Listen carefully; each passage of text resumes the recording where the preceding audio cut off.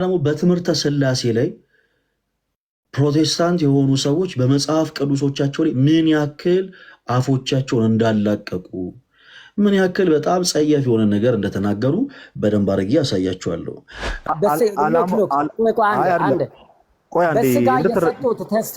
በስጋ የሰጡት ቴስቲሞኒ እየተከራከርኩ አይደለም። ሐሳቤን እንድታገኘኝ ስለፈለኩ ነው። ሐሳቤን እንድታገኘኝ የፈለኩት ለምሳሌ ዮሴፍ እጮኛ እየተባለም የተቀመጠው ጠባቂም ተብሎ የተቀመጠው ከምን አንፃር ነው ከተባለ ድንግል ማርያም ኦኬ ቀደም አልከኝ በብሉይ ኪዳን ሴት ልጅ እንዲሁ ጸንሳ ወንድ ሳይኖር ጸንሳ ብትገኝ ትገደላለች። አንዳንድ ጊዜ በጣም ብዙ ፕሮቴስታንቶች ወንድሞች ገላትና ድርሳናት በቤተክርስቲያናችን ያላቸውን ቦታ ያላቸውን አገልግሎት እንደው ምን እንደሆነ ሳይረዱና ሳያውቁ ይሄው ቤተክርስቲያን እንዴት ታስተምራለች፣ ይሄው ቤተክርስቲያን እንዴት ትላለች ምናምን። ተወዳጆች የፕሮቴስታንት ወንድሞቻችን መጽሐፍ ቅዱስ ምን እንደሚል እኔ ገልጬ አሳያችኋለሁ። ኦኬ የነሱ ሌላ መጽሐፍ አይደለም መጽሐፍ ቅዱሳቸው። በነገራችን ላይ በጣም የትኛውም ፕሮቴስታንት የኢትዮጵያ ኦርቶዶክስ ተዋሕዶ ቤተክርስቲያን መጽሐፍ ቅዱሱ እንደዚህ ልስተት አለበት ብሎ ያሳያችሁ። የትኛውም ፕሮቴስታንት የኢትዮጵያ ኦርቶዶክስ ተዋሕዶ ቤተክርስቲያን መጽሐፍ ቅዱስ እንዲህ አይነት ስተት አለበት ብሎ ራሱ ይሄው እኛ መጽሐፍ ቅዱሳችሁ ላይ ምን አይነት ስተት እንዳለው አውጥተን እናሳያችኋለን። በጣም ጸያፍ የሆኑ ስተቶች ማለት ነው። ኑ በብርሃኑ ተመላለሱ ተመላለሱ ኑ በብርሃኑ ተመላለሱ። እንዴት አላችሁ? ነገ እንግዲህ ትልቅ ፕሮግራም አለ እንደምታውቁት። ኦርቶዶክስ ቤተክርስቲያን ከመጽሐፍ ቅዱስ ውጭ የምታሰበው ትምህርት አለ ብለው የሚያምኑ የትኞቹም አይነት ፕሮቴስታንት እህቶች ወንድሞቻችን መጥተው ከኛ ጋር በመጽሐፍ ቅዱስ ማስረጃነት መወያየት ይችላሉ ከኛ ጋር። እንግዲህ ነገ ምሽት 3 ሰዓት ላይ ማለት ነው። ምሽት 3 ሰዓት ላይ መልካም። ዛሬ በፕሮቴስታንቱ ቤት ተሰግስገው ያሉ አንዳንድ ሰው ሰራሽ ትምህርቶችን እናሳያቸዋለን። አንዳንድ ጊዜ በጣም ብዙ ፕሮቴስታንት እህቶች ወንድሞች ገላትና ድርሳናት በቤተክርስቲያናችን ያላቸውን ቦታ ያላቸውን አገልግሎት እንደው ምን እንደሆነ ሳይረዱና ሳያውቁ ይሄው ቤተክርስቲያን እንዴት ታስተምራለች፣ ይሄው ቤተክርስቲያን እንዴት ትላለች ምናምን። ተወዳጆች የፕሮቴስታንት ወንድሞቻችን መጽሐፍ ቅዱስ ምን እንደሚል እኔ ገልጬ አሳያችኋለሁ። ኦኬ የነሱ ሌላ መጽሐፍ አይደለም መጽሐፍ ቅዱሳቸው። በነገራችን ላይ በጣም የትኛውም ፕሮቴስታንት የኢትዮጵያ ኦርቶዶክስ ተዋሕዶ ቤተክርስቲያን መጽሐፍ ቅዱሱ እንደዚህ አይነት ስተት አለበት ብሎ ያሳያችሁ። የትኛውም ፕሮቴስታንት የኢትዮጵያ ኦርቶዶክስ ተዋሕዶ ቤተክርስቲያን መጽሐፍ ቅዱስ እንዲህ አይነት ስተት አለበት ብሎ ራሱ ይሄው እኛ መጽሐፍ ቅዱሳችሁ ላይ ምን አይነት ስተት እንዳለው አውጥተን እናሳያችኋለን። በጣም ጸያፍ የሆኑ ስተቶች ማለት ነው። በገላት በድርሳናት ዙሪያ ላይ ለሚነሱ ሀሳቦች ተወዳጆች ከተቻለ ፕሮቴስታንቶች ወንድሞች ስፔሻሊ ልክ በዚህ አይነት ሎጂክ የሚያምኑ ሰዎች ካሉ መጥተው እኛን ቢጠይቁ ለምሳሌ በመጽሐፍ ቅዱስ ላይ ያለውን ሀሳብ ይዘነጉትና ኦርቶዶክስ ቤተክርስቲያን በአሳተመቻቸው ገላትና ድርሳናት ላይ ግን እንደዚህ የሚል ሀሳብ አለ ምናምን የሚሉ ሀሳቦችን ለማስቀመጥ ይሞክራሉ። ለምሳሌ ጌታችን መድኃኒታችን ኢየሱስ ክርስቶስ ጻድቁ አባታችን አቡነ መብዓ ጽዮንን ከንፈሩን ስሟል የሚለውን ሀሳብ ከስጋዊ ፈቃድ ጋር ሊያገናኙ ይችላሉ። አንዳንዴ እንዲህ አይነት ነገሮችን እንግዲህ ሊከሰቱ የሚችሉት ከአእምሮ አለመብሰል ነው። ልክ ትሪኒቲን ስናብራራ ትምህርተ ሥላሴን ስናብራራ እግዚአብሔር አብ ለወልድ አባት የሆነው አብርሃም ለይስሐቅ አባት እንደሆኑ አይደለም ተብሎ እንደሚብራራ ሁሉ በሰማያዊ የሆነው ስርዓት ላይ በነገራችን ላይ ይሄ ምድራዊ የሆነን ኮተት መጨመር አስፈላጊ ነው ብዬ አላምንም።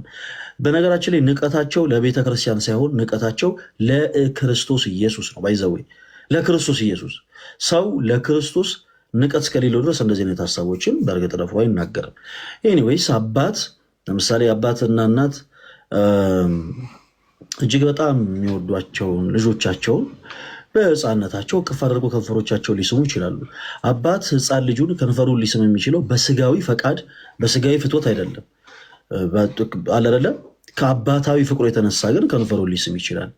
እና እዛ ላይም ከንፈሩን ሳመ ሲባል ልክ በስጋዊ ፈቃድ ማለት ይሄ በየአዳራሹ ሲልከሰከስ የኖረ ሰው በአጠቃላይ ይሄ የተልከሰከሱ ነገሮችን ወደ ማሰብ ምን አይነት ነገር እንደሆነ አላውቅም። በተለያየ አይነት ጉዳይ ኳየር እያለ ምን እያለ ኢቨን አዳራሽ ውስጥ ራሱ ከመዘሞት ወደኋላ ማይል ትውልድ ለክርስቶስን በዚህ ልክ ንቆ ለመናገር መሞከር አስፈላጊ አይመስለኝም። ለማንኛውም በመጽሐፍ ቅዱሳችን ላይ ኤልሳ ሞቶ በነበረው ሕፃን ላይ ይላል መጽሐፍ ቅዱሳችን አይኑን በአይኑ እጁን በእጁ አፉንም በአፉ አድርጎ ጸለየ ይላል። የሰማችሁ ነው ተወዳጆች? አፉንም በአፉ አድርጎ ጸለየ ይላል። እሺ አሁን ይሄ መጽሐፍ ቅዱስ ክፍል ለምን አያነቡትም? እኔ በጣም አንዳንድ ጊዜ ቀደም እንዳልኳችሁ ይሄ በተለምዶ ደርቲ ማይንድ የሚባል አይነት አስተሳሰብ ያላችሁ ሰዎች አሉ አይደለ? ከሚያረጉት ነገር ከሚውሉበት ቦታ አንጻር ኤቭሪቲንግ ወደዛ ነገር ሊወስዱ የሚችሉ ማለት ነው። እና በመጽሐፍ ቅዱሳችን ላይ እንደዛ ይላል። አይኑን በአይኑ እጁንም በእጁ አፉንም በአፉ ላይ አድርጎ ጸለየ። ከዛስ የሕፃኑም ገላ ሞቀ ይላል። የሕፃኑም ገላ ሞቀ መጽሐፍ ቅዱሳችን ላይ። ኦኬ እንደዛ ከሆነ ታዲያ ለምንድን ነው ይህንን ሀሳብ አውጥተው እግዚኦ ማይሉት? ምክንያቱም እያንዳንዱ ነገር በስጋዊ አረዳድ ምናምን አይተረጉምም። ዝርክርክነት ነው። እኔ ተወዳጆች የሕፃኑ ገላ ሞቀ ሲል ለሴክሹዋል ኢንተርኮርስ ተዘጋጀ ማለት ነው። ጌታ ኢየሱስ በዚህ ልክ የእውቀት ጨዋ መሆን እጅግ በጣም ያሳፍራል። በዚህ ልክ ማለት ነው። ኤኒዌይስ የሕፃኑ ገላ ሞቀ ማለት እንደምታውቁት ተወዳጆች ሰዎች ሲሞቱ ሰውነታቸው ይቀዘቅዛል። ሰውነት ኖርማል ሙቀቱን እያጣ ነው የሚሄደው እና ሰዎች ልክ ሲሞቱ ሰውነታቸው ይቀዘቅዛል። ኤልሳ ሁለንተናው ቅዱስ ነውና ሁለንተናው ቅዱስ ስለሆነ አይኑንም በአይኑ እጁንም በእጁ አፉንም በአፉ አድርጎ ጸለየ። ሁለንተናው ቅዱስ ስለሆነ የቅዱሳን አጽማቸው እንኳን ድውያንን ይፈውሳል። ኦኬ የቅዱሳን አጽማቸው ድውያንን ይፈውሳል። አጽማቸው እንኳን አፉንም በአፉ አድርጎ ጸለየበት ይላል መጽሐፍ ቅዱሳችን። እንግዲህ አንዳንድ ፕሮቴስታንቶች ወንድሞች እቺን ፓርት ለምን ዘለል እንደሚያደርጓት አላውቅም። እናም ያ ሕፃን ሁለንተናው ሞቀ ምን ማለት ነው? ከእንደገና ዳግም ህይወት ዘራበት። ኦኬ እሺ ኤኒዌይስ በጣም ብዙ ጊዜ በተደጋጋሚ መልስ የተሰጠበት ጉዳይ ነው። በጣም ደስ ያለኝ ነገር ልንገራችሁ። ባጭሩ ሁሉም ፕሮቴስታንት ሁልጊዜ ድርሳን ገድል ከማለት ውጭ ምንም አይነት እውቀት የለውም። እግዚአብሔር የተመሰገነ ይሁን። እንኳንም አለረለ እውቀታቸው እንኳንም ውስን ሆነች። ይሄ አንዳንድ ጊዜ በትምህርት ቤት ውስጥ ህፃናት የሚጠይቁት ጥያቄ በጣም ልብ ያደክማል። ኦኬ በጣም ልብ ያደክማል። እና በዛ ልክ ደግሞ ልክ እንደዚህ የእውቀት ጨዋ የሆኑ ሰዎች በዚህ ልክ ያው ሁልጊዜ እንዲህ ነው ይኸው ገድል ላይ ይኸው ድርሳን ላይ ምናምን። ፕሮቴስታንቱ ትውልድ በመጽሐፍ ቅዱስ የማስረጃ መወየት የሚፈልገው ሌላ ነገር እና አንዳንድ ሰዎች ደግሞ መውራት የሚፈልጉት ሌላ ነገር። ለማንኛውም ዛሬ እኔ በትምህርተ ሥላሴ በነገረ ክርስቶስና በድንግል ማርያም ላይ የፕሮቴስታንት እህት ወንድሞችን ፍጹም አጋንንት የሆኑ ትምህርቶችን ከመጽሐፍ ቅዱስ አውጥቼ ያሳያቸዋለሁ። የማወጣው ከምን ላይ ነው?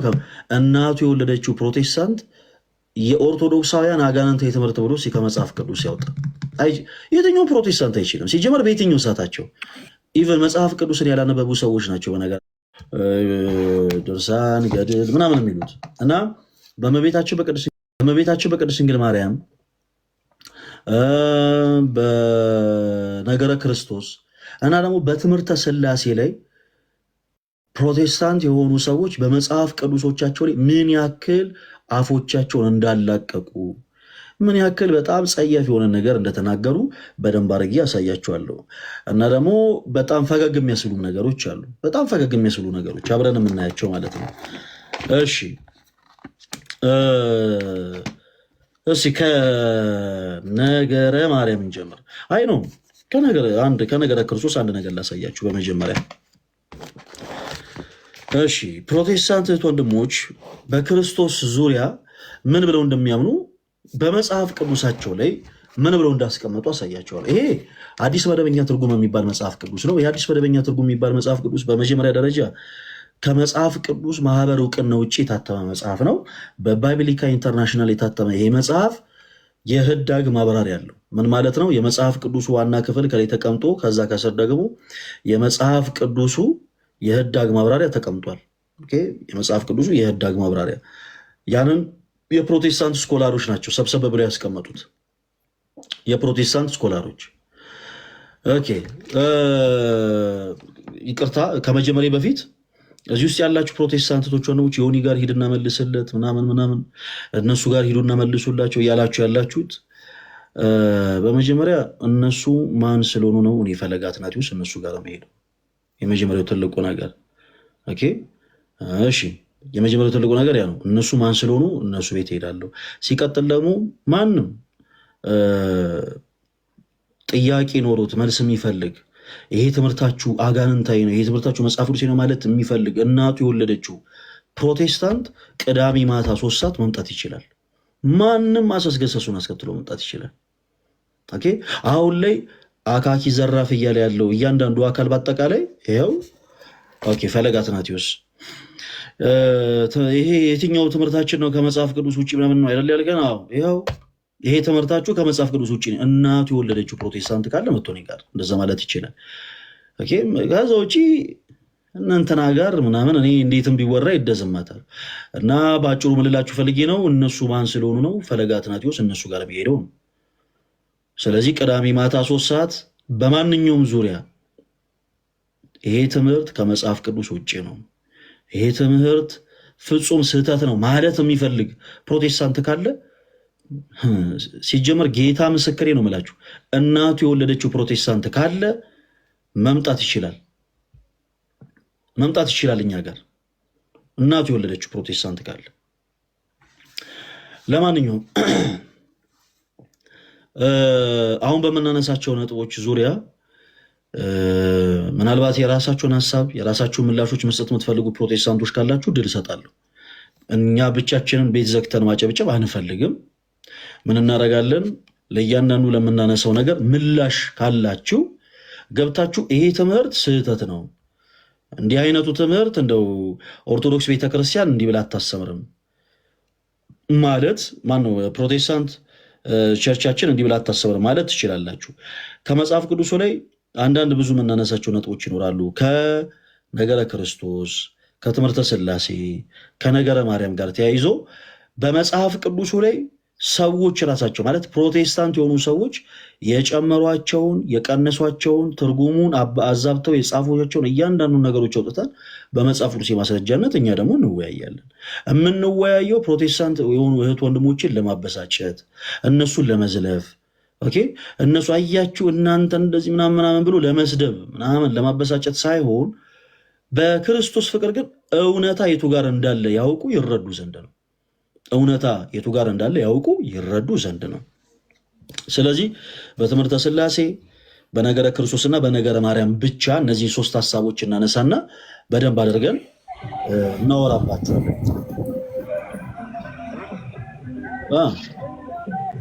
ወይ ዲያቆን ማን ነው እንደዚህ ያደረገኝ? አሁን ይቀጥሉ፣ አስተካክየው ነው። እሺ ይሄ መጽሐፍ አዲስ መደበኛ ትርጉም መጽሐፍ ይባላል። ይሄ አዲስ መደበኛ ትርጉም የሚባል መጽሐፍ ቅድም እንዳልኳችሁ ከመጽሐፍ ቅዱስ ማህበር እውቅና ውጭ የታተመ ነው። በባይብሊካ ኢንተርናሽናል የታተመ መጽሐፍ ቅዱስ ነው።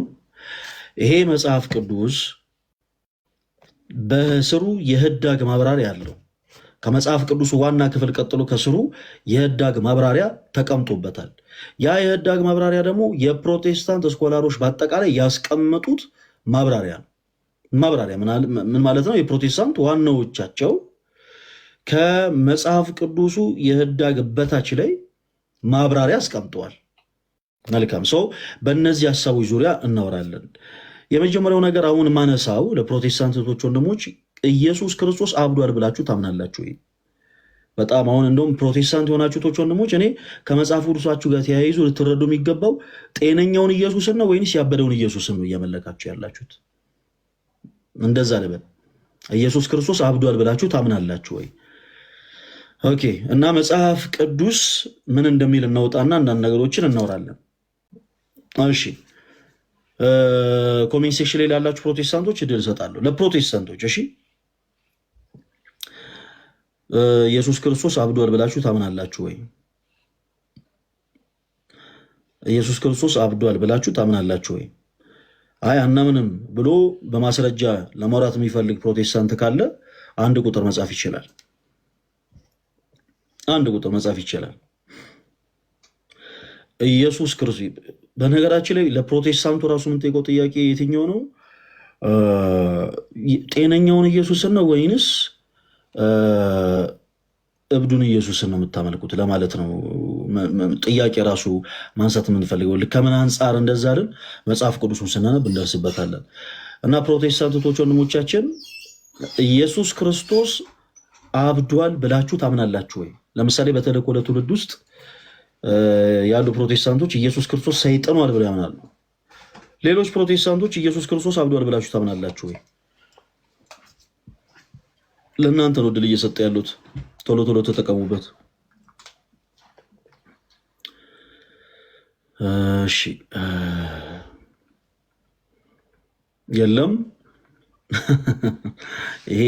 ይሄ ራሱ አንድ ተጽዕኖ መፍጠር ነው። እሺ ለመጨረሻ ጊዜ ደግሜ ያነሳዋለሁ። ፕሮቴስታንት እህቶች ወንድሞች ኢየሱስ ክርስቶስ አብዷል ብላችሁ ታምናላችሁ ወይ? በፍጹም አናምንም፣ በመጽሐፍ ቅዱስ የማስረጃ መሞገት እንችላለን ብላችሁ የምታምኑ ፕሮቴስታንቶች ካላችሁ አንዳንድ ቁጥር ጻፉ። ቶሎ በሉ ቶሎ በሉ።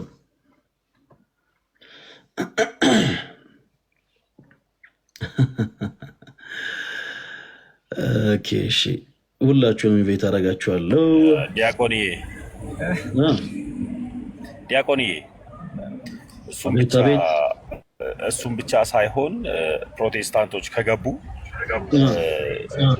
የተለያየ አይነት ምንፍቅና ትምህርት ያለበት ላይ ሀሳብ ላይ እናነሳለን። ቀጥሎ ደግሞ አንዳንድ ፕሮቴስታንቶችም ሆኑ ሌላ ሰዎች ጥያቄ የፈጠረባችሁ ካላችሁ ዮኒ ጋር ሂድ እንትና ጋርና ለምትሉ ሰዎች ዮኒ ጋር የማንሄደው ዮኒ ቤት መሄድ የማንችለው ዮኒ ስለማይመጥነን ነው። ዮኒ ግን አይ እኔ ራሴ ጥያቄ ያለኝ መልሱልኝ ካለ ግን አሁን ንገሩት ይምጣኛ ጋር እኛ አሁን በአግባቡ ይመለስለታል። ሄዳችሁ ና ፈለገጋ ብላችሁ ንገሩት ለዮኒ። ዮኒ ሲመጣ ይመለስለታል። ያ ነው እውነታው። ለምን ቢባል ዮኒ ጋር የሚሄድ አንድም ኦርቶዶክሳዊ የለም። የዮኒ ቤት ለኛ አይመጥነንም። ሰኞ ሌላ ሃይማኖት፣ ማክሰኞ ሌላ ሃይማኖት ስለሆነ እንደነዚህ አይነት ሰዎች ጋር አንሄድም፣ ልንሄድም አንችልም። ግን በእነሱ አይነት ጥያቄዎች መልስ የሚፈልጉ ፕሮቴስታንቶች ካሉ ራሱ ዮኒ ጥያቄ ከፈጠረበት ይምጣ፣ እዚህ ሂዱና ና በሉት። ኤርሚያስ አበበም እሱ ቤት አይቼዋለሁ። እሱም ጥያቄ ከፈጠረበት እኛ ኤርሚያስ አበበ ጋር የማንሄደው ኤርሚያስ አበበ ቤቱ ለኛ ስለማይመጥነን ነው። እሱ ግን ጥያቄ ካለበት እንዲመለስለት ከፈለገ ደግሞ ተመልሶለት ደግሞ ኦርቶዶክስ ለመሆን ፍላጎት ካለው አሁን ይምጣ፣ ለሱ ምን መልስለታለን። ይሄ ልል ነው። ዲያቆን ይቀጥል። እሺ ተመስገን። ምንድነው ከዚህም በኋላ ባሉት ጊዜያቶች ላይ ምንድነው መሰላችሁ እኔ ተወዳጆች እንደ ደረጃችን ብናወራ ደስ ይለኛል። እንደ ደረጃችን ምን ላላችሁ ፈልጌ ነው፣ የፉክክር መንፈስ ላይ ያለው ሰው በአጠቃላይ ፎካከር። በቃ እስቲ እናቱ ወለ በቃ በዚህ ወጥቶ እስቲ ፈለገ አንተ እስቲ ልብ ካለ እስቲ አድርግ። እኔ ይኸውላችሁ ምን አለ መሰላችሁ መጽሐፍ ቅዱስ ሐሳቦችን በመጀመሪያ አንደኛ ምክንያታዊ ተኩኖ በመንፈሳዊ ድባብ በማስረጃ ማውራት ያስፈልጋል። ለምሳሌ ከአንድ ፕሮቴስታንት ጋር የትምህርት ልዩነቶችን አንስተን እናውራ ሲባል ምን እናንተ ጧፍ እያበራችሁ ምናምን የሚል ከሆነ በቃ እንዲህ አይነት ሰው እንዴት አድርጌ ልግለጽላችሁ? ይህ ሰው ሻይ ቅጠል ነው ባጭ። ምንድነው በእኛና በፕሮቴስታንቶች ማለት ያለው ሰፊው ትልቁ ነገረ ክርስቶስ ሆኖ ሳለ እታች ወርዶ በዚህ ወጥቶ በዚህ ገብቶ ምናምን መባባል አያስፈልግም። ትልቁ መሰረታዊ ልዩነታችን ትምህርተ ሥላሴ ሆኖ ሳለ፣ ትልቁ መሰረታዊ ልዩነታችን ነገረ ክርስቶስ ሆኖ ሳለ፣ ትልቁ መሰረታዊ ልዩነታችን ነገረ ድነት ሆኖ ሳለ እንዲህ ነው ምን ማለት ነው? ባጭሩ ሀሎተ እግዚአብሔርን ለማያምን ሰው እግዚአብሔር አለ ብሎ ለማያምን ሰው ኢያሱ በገባዖን ሰማይ ላይ ፀሐይን 5 ዓመት አቁሟል ብለህ ስትነግረው ተረት ተረት እንደሚመስለው ሁሉ ለዛም ሰው ዝም ብሎ ከንቱ ጩኸት ነው የሚሆነው ማለት ነው። የትኛውም አይነት ሀሳብ ላይ ኦርቶዶክስ ቤተክርስቲያን ተሳስታለች የሚሉ ከሆነ እኔ በጣም ፖላይት በሆነ መልኩ ነው በነገራችን ላይ ኢንቫይት ማድረጋችሁ። ኦርቶዶክስ ቤተክርስቲያን ይሄ ትምህርቷ ከመጽሐፍ ቅዱስ ውጪ ነው። ምንም ነገር አንሱ፣ በቃ ፕሊስ፣ እንደው ምንም ነገር አንሱ እና ይሄ ትምህርታችሁ ከመጽሐፍ ቅዱስ ውጪ ነው የምትሉ ሰዎች ካላችሁ መታችሁ በመጽሐፍ ቅዱስ የማስረጃ ይሄዋለን ቅዳሜ ማታ 3 ሰዓት መታችሁ መሞገት ትችላላችሁ።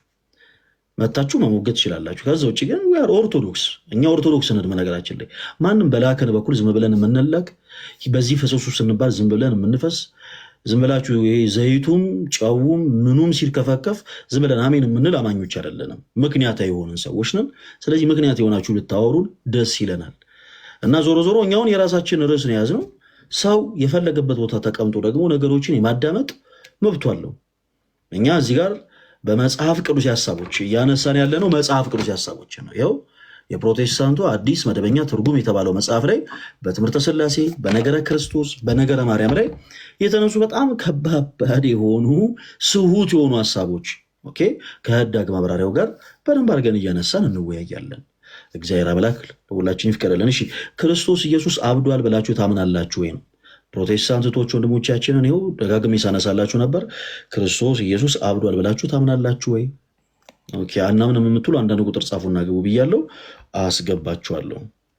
ኦኬ ሙሌ የሚል አካውንት ይሰማል?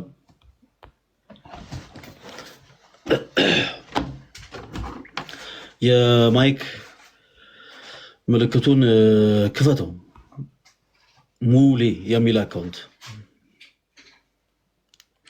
ምናልባት ቶሎ ቶሎ ማትመልሱልኝ ከሆነ አስወርዳለሁ። እሺ ለመጨረሻ ጊዜ ነው የምጠይቀው። ሙሌ የሚል አካውንት የማይክ ምልክቱን ክፈተው። እሺ ደህና ሁን። እሺ ዳንኤል። አቤት አቤት። ሰላም ዳንኤል፣ እንደምን አለ? እግዚአብሔር ይመስገን ደህና ነኝ። ፈለገ እሺ እንኳን ደህና መጣ። ከየት ቤተ እምነት ነው የመጣው ዳንኤል? ከወንጌል አማኞች ከፕሮቴስታንቶች። የጠየኩህ እኮ ቤተ እምነትህን ነው። የወንጌል አማኞች የሚለው የማህበር ስም ነው። ኦኬ የወንጌል አማኞች ከአሁን ስም እና ዊነር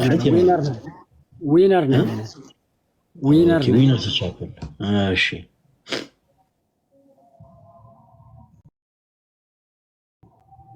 ኦኬ ተካቷል አይደል? ኦኬ እሺ መልካም። እንኳን ደህና መጣ ወንድማችን ዳንኤል። ኢየሱስ ክርስቶስ አብዷል ብለህ ታምናለህ ዳንኤል? ኧረ አይወጣኝም በኢየሱስ ስም። አላበደም ኢየሱስ።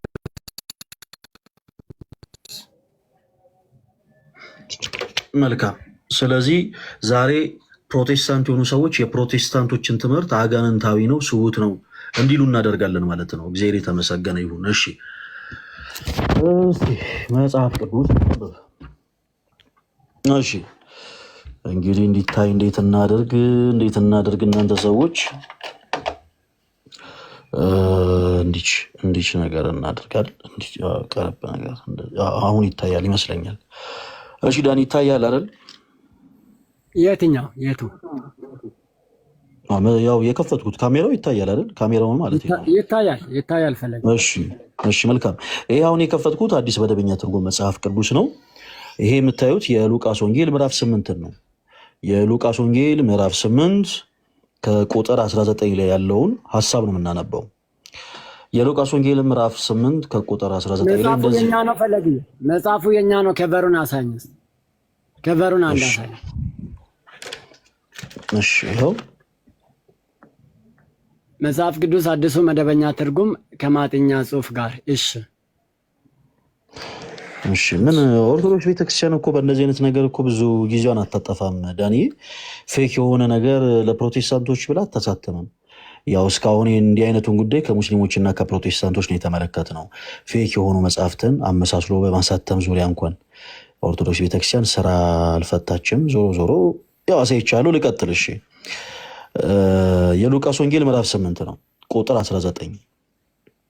ከዚህ በኋላ የኢየሱስ እናትና ወንድሞቹ እርሱ ወዳለበት መጡ። እሺ እነርሱም ከሕዝቡ ብዛት የተነሳ ወደ እርሱ ሊቀርቡ አልቻሉም። በዚህ ጊዜ እናትህና ወንድሞችህ ሊያዩ ፈልገው በውጭ ቆሟል የሚል ወሬ ደረሰው ይላል። እሺ ይሄን የመጽሐፍ ቅዱስ ሐሳብ የእናንተ ስኮላሮች ሲያብራሩ ዳኒ ያው ከወንጌላውያን አብያተ ክርስቲያናት ህብረት ነው የመጣው እና በወንጌላውያን አብያተ ክርስቲያናት ህብረት ውስጥ ደግሞ ያሉ ካውንስሎች ሲያብራሩ በኢየሱስ ስም ያልከውን ሐሳብ ማለት ነው እንደዚህ ይላሉ። ይሄው ቁጥር 19 የኢየሱስ እናትና ወንድሞቹ መጡ። ይሄው ከዛ ማርቆስ 3 ማብራሪያ ይመለስ ይልና ወደ ኢየሱስ የመጡበት ዓላማ እሺ በማርቆስ 3:30 እስከ 32 ላይ ተገልጿል። ይሄው ምን ይላል እዚህ ጋር እስኪ አንብበልኝ ዳኒ። አብዷል በማለት ካለበት አስቸጋሪ ሁኔታ ነፃ እንዲሆን ፈልገው ሳይሆን አይቀርም። ይደንቃል። የጌታችን የኢየሱስ ክርስቶስ እናት እና ወንድሞቹ ተብለው የተጠሩት የጌታችን ኢየሱስ ክርስቶስ ደቀ መዛሙርት ወደ ጌታችን ኢየሱስ የመጡት ምን ሆኗል በማለት ነው ይላል እዚህ ጋር አብዷል በማለት። ኢየሱስ ክርስቶስ አብዷል ብለህ ታምናለህ ዳኒ? እኔ አላምንም ብያለሁ አይደለ ፈለገ። እንዴት ይታመናል? እንዲህ አይነቱ ትምህርት አጋንንታዊ ነው ወይስ አይደለም? ይሄ ባይዘው ግምት ነው ዳኒ። ግምት ነው ወይስ አይደለም የሚለውን ከመጠየቅ በፊት እንዲህ አይነቱ ትምህርት አጋንንታዊ ነው ወይንስ አይደለም? አጋንንታዊ ነው። አጋንንታዊ። ሃሌሉያ እግዚአብሔር የተመሰገነ ይሁን። እሺ ዳኒ አንድ ጊዜ ጠብቀኝ። ሙሌ ማይክን ክፈተው ቶሎ በል። ወይ ከፍቼዋለሁ። ፈሪ እንዴት ነህ? እግዚአብሔር ይመስገን። ከየት ቤተ እምነት ነው የመጣው? ነኝ። ለዚህ መልስ ለመስጠት ሳይሆን ማለት ነው ይቅርታ አድርግልኝና የምሬ ነው ላመሰግንን የገባሁትኝ ማርያምን ከልቤ ነው። በጣም ነው የምወድህ፣ በጣም ነው የማከብረህ እና ማለት ለብዙ ነገር አሁን ምን ብዬ ልንገርህ ብዙ ጥያቄ ራሱ ያንተ ላይ ብያየው ነው ስመልስልኝ የነበረው እና በዚህ አጋጣሚ ቴንኪው ልበል ብዬ ነው። ማርያም በቤቱ ያጽና መድኃኒዓለም አሜን አሜን። ፈጣሪ ይጠብቅህ ለማለት ያክል ነው። እሺ እዚህ ላይ አክብረልኝ። የምር በጣም አኪ አንተ በቃ እዚህ ኦርቶዶክስ ላይ የሚሰሩት ልጆች ይቅርታ ሌላ እንትን ጀመርኩኝ።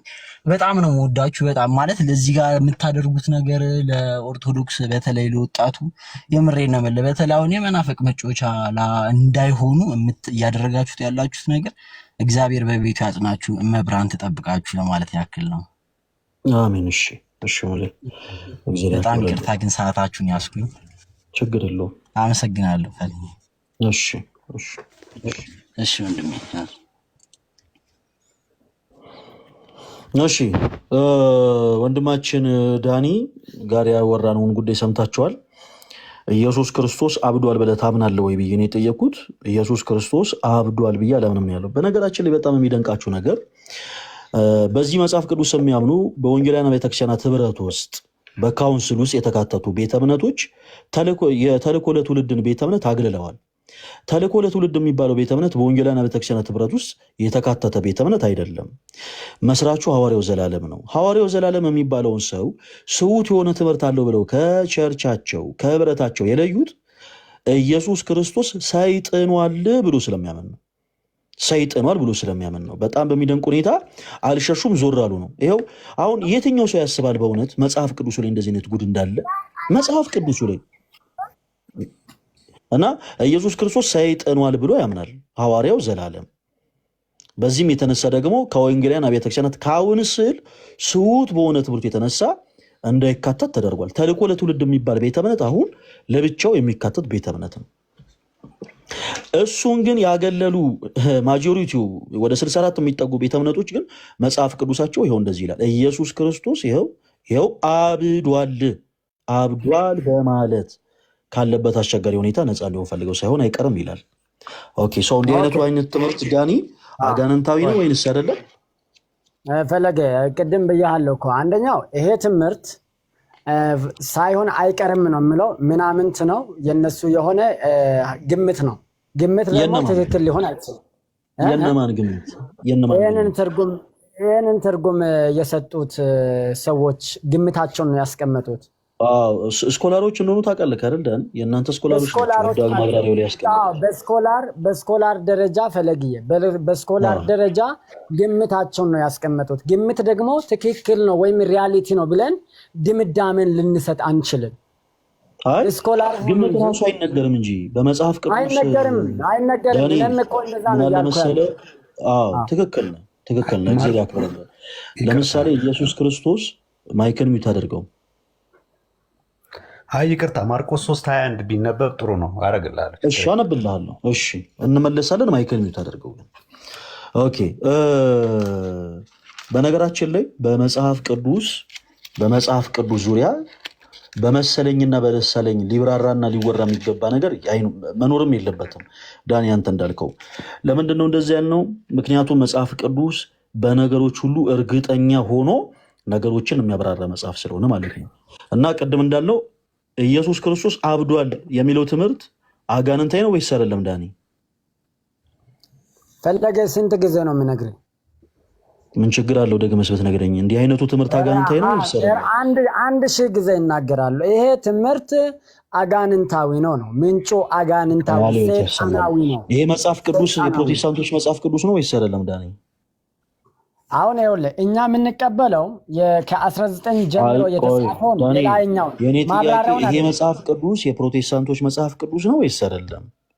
የሁሉም ነው፣ የፕሮቴስታንቶች አይደሉም። እስቲ ኦርቶዶክስ ቤተክርስቲያን በመደበኛው ትርጉም የእናንተን እስቲ የኛውን ክፍል ገልጠህ አንብብልን ዳኒ። አሁን እኔ እየጠየቅኩ ያለሁትን ዝም ብለህ ፖዘቲቭ ሆነ መልሰው እንጂ ዳኒ፣ ይሄ መጽሐፍ ቅዱስ የፕሮቴስታንቶች መጽሐፍ ቅዱስ ነው ወይስ አይደለም? ይኸውን 66 መጽሐፍ መሆኑ ብቻ ሳይሆን አዲስ መደበኛ ትርጉም ነው።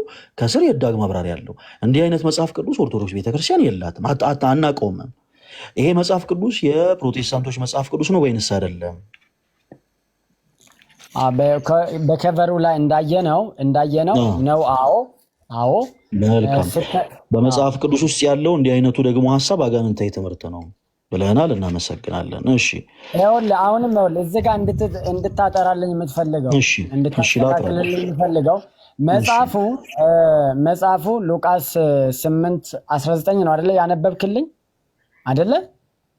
ዋው 8:19 እኛ ማውራት እንችላለን ዳኒ። 8:19 ከላይ ያለው የኛ ነው። ማብራሪያውን ነው እኛ ማንቀበለው እንጂ የላኛው ማብራሪያውን እኮ የእናንተ ስኮላሮች ናቸው ያብራሩት።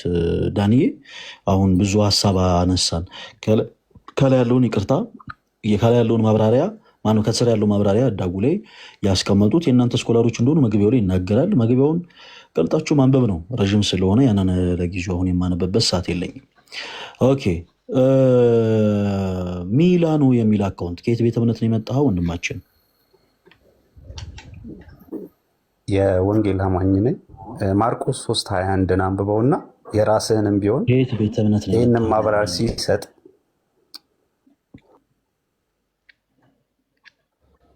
ይሰማል ድምፄ? አዎ ይሰማል። እኔ የጠየኩ ቤተ እምነትህን ነው። አንተ ደግሞ የነገርከኝ ቤተ እምነትህ አባል ወይም ደግሞ ሜምበር የሆነችበትን የማህበር ስም ነው። የወንጌል አማኞች አብያተ ክርስቲያናት ህብረት የብዙ ቤተ እምነቶች የጋራ የማህበር ስማቸው ነው እንጂ የቸርቼን ስም ነው የፈለግከው? ቤተ እምነት ማለት መሰረተ ክርስቶስ ነው። መሰረተ ክርስቶስ ቤተ እምነት ነው።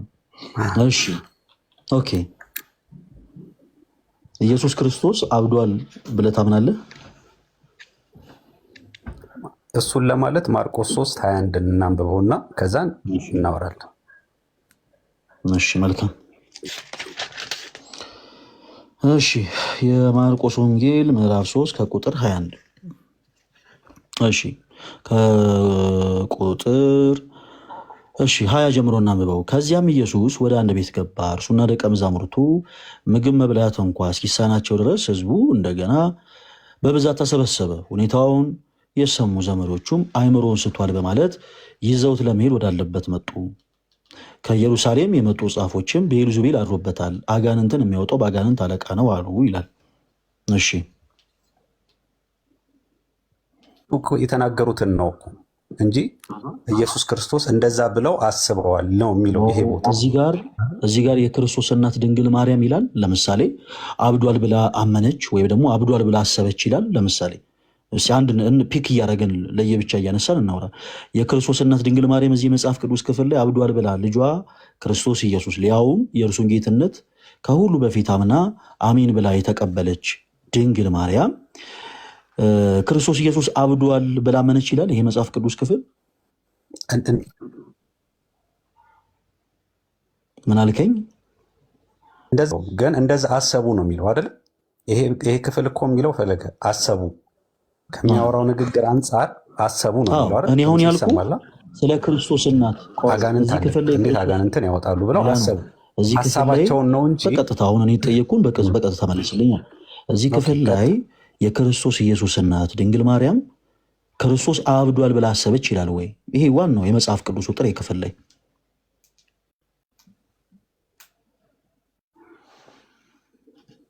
አይደለም፣ ዘመዶቹ ነው የሚለው እንጂ ማርያምን ብቻ ለብቻ ሜንሽን አድርጓል። ዘመዶቹ ነው። ቆይ እሺ፣ የሉቃስ ወንጌል ቅድም ያነበብነው ክፍል ላይ ይኸው አሁን ደግሞ ገልጬ ላሳየህ። ህዳጉ ላይ ኦኬ የማርቆስ 3:21 ማብራሪያ ይመለስ ይልና እዚህ ላይ ግን የኢየሱስ እናትና እነማን ይላል? ወንድሞቹ። የኢየሱስ እናትና ወንድሞቹ ወደ ኢየሱስ የመጡበት ዓላማ ይልና አብዷል በማለት ካለበት አስቸጋሪ ሁኔታ ነፃ እንዲወጣ ፈልገው ሳይሆን አይቀርም። ሎቱ ስብሐት። ይሄ ቃል በራሱ ለጌታችን ለኢየሱስ ክርስቶስ የተገባ አይደለም። ምሳሌ ልስጥ። በክርስቶስ ያላመኑ ሰዎች እዛው የማርቆስ ወንጌል ምዕራፍ 3 ከቁጥር 22 ላይ ስትመለከት ብዔልዜቡል አለበት ብለውት ያውቃሉ። ነገር ግን እነሱ ስለሳቱበት እኛ እንስትበታለን ማለት አይደለም። በክርስቶስ ያመነን ነፍሳት እኛ ኢየሱስ ክርስቶስ ብዔልዜቡል አለበት ብለን አናምንም፣ ሰዎች ስለሳቱበት። ፕላስ ደግሞ ይቀጥልና በአጋንንት አለቃ አጋንንትን ያወጣል ይላሉ። እዛው ክፍል ላይ ቃሉ የተጻፈው መጽሐፍ ቅዱስ ላይ ነው። ነገር ግን እነዛ ሰዎች ፍጹም በክርስቶስ ያምኑ ነበር ወይ ሳያምኑ በደንብ ግልጽ አድርጎ ያስቀምጣል። አሁን ትልቁ ነገር ምንድነው መሰለ ተወዳጅ ወንድማችን ሚላ ነው። እዚህ ጋር የኢየሱስ እናት ተጠቅሳለች። ለምሳሌ ኦኬ ወንድሞቹ ተብሎ የተጠሩት የጌታ ኢየሱስ ክርስቶስ ሐዋርያት ተጠቅሰዋል። ኦኬ ሶ የክርስቶስ እናትና ሐዋርያቱ ክርስቶስ ኢየሱስ አብዷል ብለው ያምኑ ነበር ወይ? አሁን እኮ በጣም ትልቅ ዘበት ነው። በነገራችን ያምኑ ነበር ሳይሆን አስበዋል ነው እኮ ፈለገ።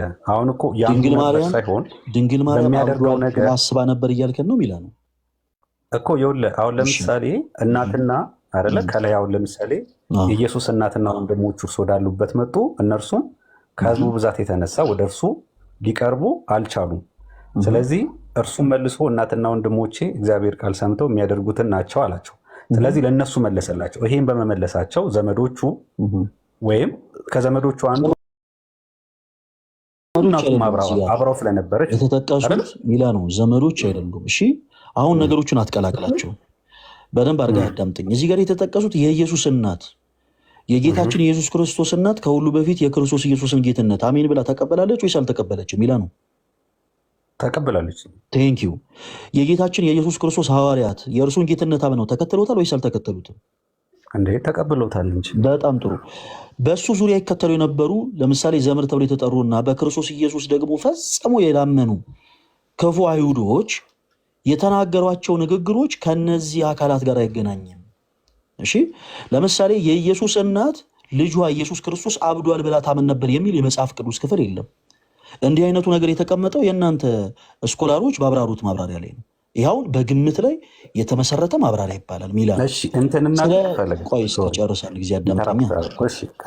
ኢንተራፕት ያንተንም የእናንተንም ደግሞ ማቴዎስ 3:21 እንድታነብልኝ ስለፈለግኩ ነው።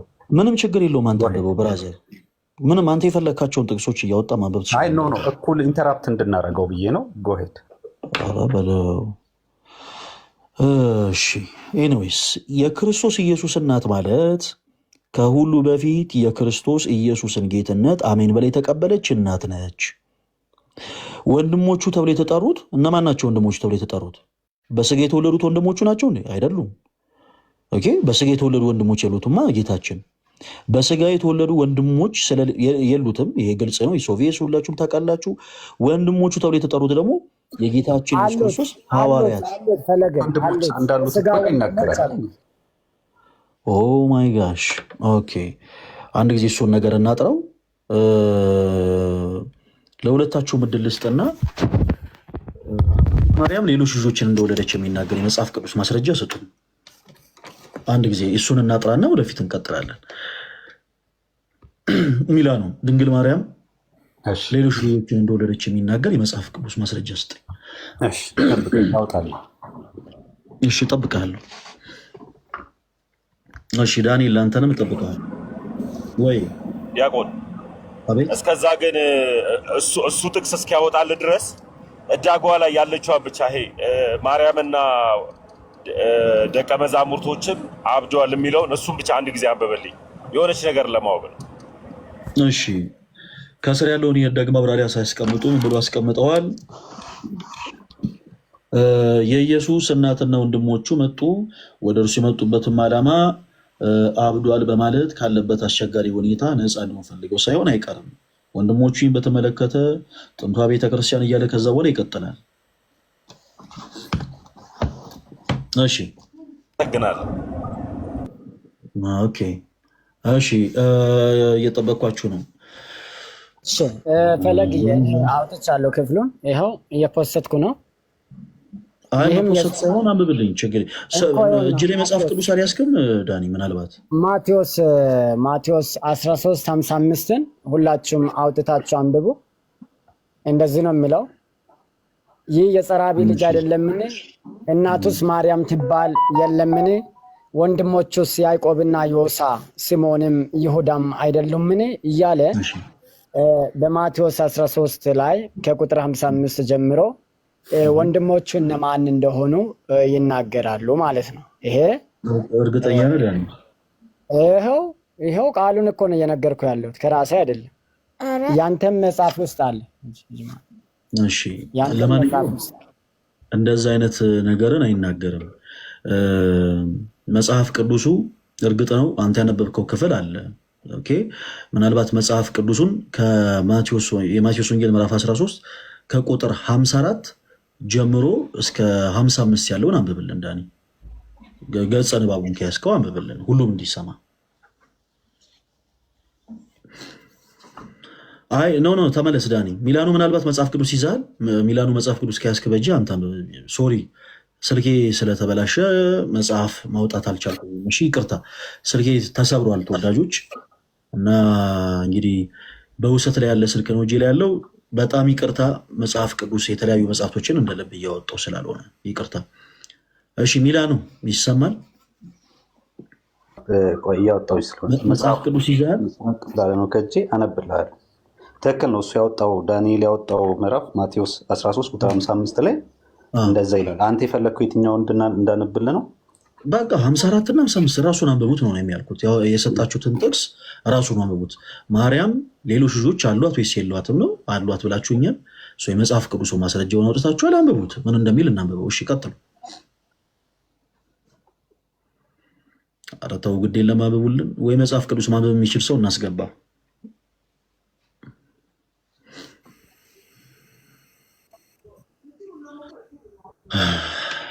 መላው እኔ እኮ አነበብኩልህ እኮ። እሺ በደንብ አንብብልኝ ሁላችሁ አነበብኩ። እሺ ሁላችሁ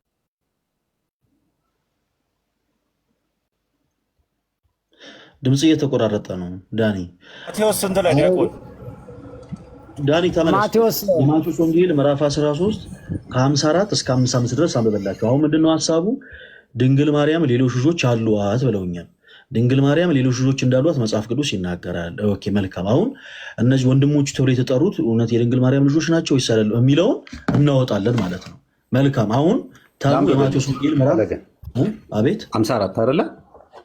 ከ54 እስከ 55 እሺ 54 ላይ ወደ ገዛ አገሩን መጥቶ እስኪገረሙ ድረስ በምኩራባቸው ያስተምራቸው ነበር። እንዲህም አሉ፣ ይህን ጥበብና ታምራት ይህ ከወዴት አገኘው? ይህ የጸራቢ ልጅ አይደለምን? እናቱስ ማርያም ትባል የለምን? ወንድሞቹስ ያዕቆብና ዮሳ ስምዖንም ይሁዳም አይደሉምን? እህቶችስ ሁሉ በእኛ ዘንድ ያሉ አይደሉምን? እንኪያስ ይህን ሁሉ ከወዴት አገኘው? ተሰናክሉበትም ይላል። ቴንኪዩ። በጣም ጥሩ ሀሳብ። ኦኬ ይህንን ቃል የተናገሩት ሰዎች በመጀመሪያ በክርስቶስ ኢየሱስ ያመኑ ሰዎች ናቸው ወይስ ያላመኑ ሰዎች ናቸው? እኮ ያላመኑ ናቸው፣ አይሁዶች ናቸው እንደዚህ የሚሉት። ታዲያ በክርስቶስ ያላመኑ ሰዎች የተናገሩት ንግግር እንዴት እንደ መጽሐፍ ቅዱስ ማስረጃ ተደርጎ ይወሰዳል? ገጸ ሁላችሁ ምን አልከኝ? ሚላን ፈለገ አይሁዶች ናቸው ማለት እነ ማርያም ጋርና ከነ ዮሴፍ ጋር አብረው የሚኖሩ እኮ ናቸው። አይደለ? ስለ ኑሯቸው አልጠየቅኩም። እኔ ኑሩም አይኑሩም እኔም አንተም መረጃ የለንም። አብረው ይኑሩ አይኑሩ አብረው እኮ የሚኖር ማህበረሰብ ነው። ፈለገ ሶሪ አንዴ ልጨርስና አንተ እኔ ጨርስ። እሺ አብረው የሚኖሩ ናቸው። አንድ ማህበረሰብ ውስጥ የሚኖሩ ናቸው እነዚህ ሰዎች። ስለዚህ ከነሱ ጋር የሚኖሩ ሰዎች ናቸው። ወደ ገዛ ወገኖቹ ነው የሚለው አይደለ? ወደ ገዛ ሀገሩም ይላል መጥቶ እስኪገረሙ ድረስ ይላል። ወደ ገዛ ሀገሩ ማለት እነሱ ወደ ተወለደበት ወይም እነ ማርያም እና ዮሴፍ ወዳሉበት መጣ። ከዛ ተገረሙ ይላል። ከዛ እነ ማርያምና እነ ዮሴፍን ሲያድጉ ከልጅነታቸውም ጀምሮ አብረውም ሲኖሩ ያውቋቸው ነበር። ስለዚህ ስለሚያውቋቸው ምን አሉ?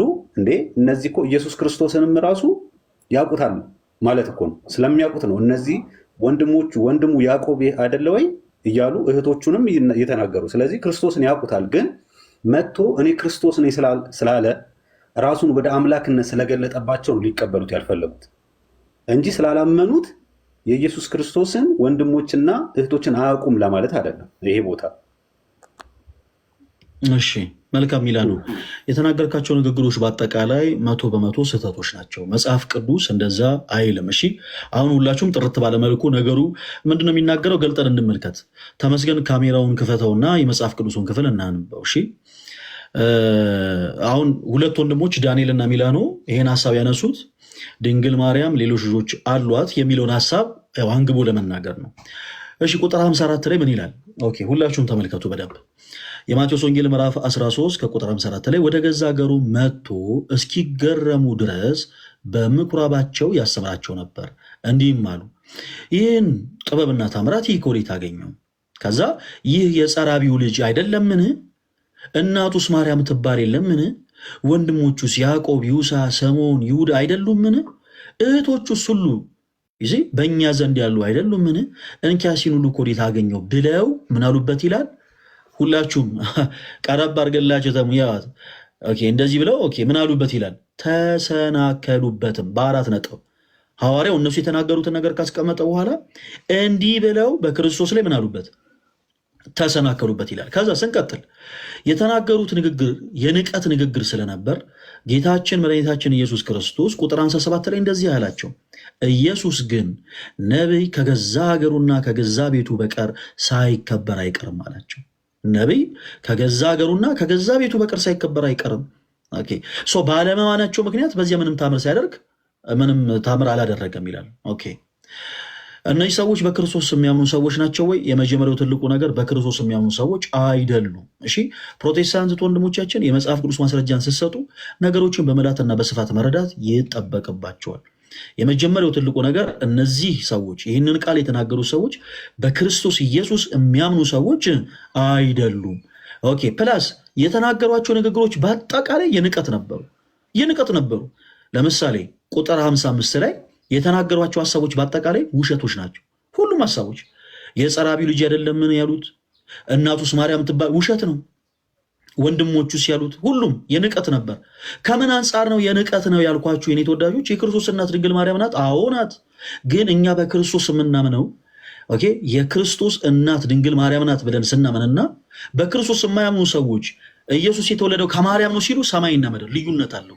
እነሱ ከንቀት አንጻር ተራሩቅ ብእሲ ነው ቃል ልክ እንደኛው ሰው ነው ለማለት ምን እናቃ የለን የማርያም ልጅ አይደለም ብለው ነው የንቀት ቃል የተናገሩት እንጂ እርሱ በድንግልና ተጸንሶ በድንግልና እንደተወለደ አምነው አይደለም ነው ባጭሩ። እኛ በክርስቶስ ምናምን የድንግል ማርያም ልጅ ነው ስንለው ያለ ዘራ ብእሲ ከግብረ መንፈስ ቅዱስ ከድንግል ማርያም ተወልዷል ብለን አምነን ነው። በክርስቶስ ያላመኑ ክፉ አይሁዶች ግን ትልቁ ችግራቸው ያ ነው። ክርስቶስ ኢየሱስ ወልደ እግዚአብሔር ሕያው ማለቱን አይፈልጉትም። እንደ ጴጥሮስ ያለው ክርስቶስ ኢየሱስ የእግዚአብሔር የሕያው ልጅ ነው መባሉን አይፈልጉት። ስለዚህ እነዚህ በክርስቶስ የማያምኑ ሰዎች የጸራቢው ልጅ የዮሴፍ ልጅ አይደለም አሉ። የክርስቶስ ኢየሱስ አባት ማን ነው? ዮሴፍ ነው? አይደለም። የክርስቶስ ኢየሱስ አባት አልፋና ኦሜጋ እግዚአብሔር አብ ነው። አለቅ በአካል ሶስት በመለኮት አንድ የሆነው አብ ወልድ መንፈስ ቅዱስ አብ የባህሪ አባቱ ነው ለወልድ፣ ወልድ የባህሪ ልጅ ነው ለአብ። የጌታችን የኢየሱስ ክርስቶስ አባት ማን ነው? እግዚአብሔር አብ። የእግዚአብሔር ልጅ መባሉን ግን ስለማይፈልጉ የጸራቢው የዮሴፍ ልጅ አይደለ ወይ አሉ። የንቀት ቃል። ከዛ በኋላ ደግሞ ምን እናቱስ ማርያም አይደለች እንዲህ ብለው ተናገሩ። በስጋ ፈቃድ የተገኘ ልጅ ነው ለማለት ማለት ነው። ወንድሞቹስ ያዕቆብ፣ ይሁዳ፣ ስምዖን፣ ይሁዳ አይደሉምን? ደግሞ እህቶችም ጨመሩለት፣ ቁጥር የሌላቸው ብዙ ማለት ነው። እህቶቹስ ሁሉ ደግሞ በእኛ ዘንድ ያሉ አይደሉምን?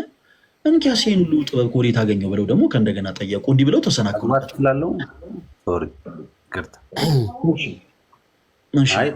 ተደጋጋሚ እንትን ሀሳብ ስለሰጠ ብዬ ነው። አሁን ለምሳሌ እነዚህ ሰዎች የማርያም ኢየሱስ ክርስቶስ የማርያም ልጅ እንደሆነ አያውቁም እያልከን ነው? አያውቁትም እንዴ? ኦልሬዲ እኮ የተናገርኩኝ ነበረ። ያውቃሉ። የሚያውቁት ግን እውቀት እኛ ክርስቲያኖች በምናምነው ልክ አይደለም ነው እኮ ለምሳሌ በድንግልና ተጸንሶ በድንግልና እንደተወለደ ሳይሆን ጀስት ተራ እንደ ማንኛውም ሰው በሩካቤ ስጋ የተወለደ እንደሆነ ነው የሚያውቁት።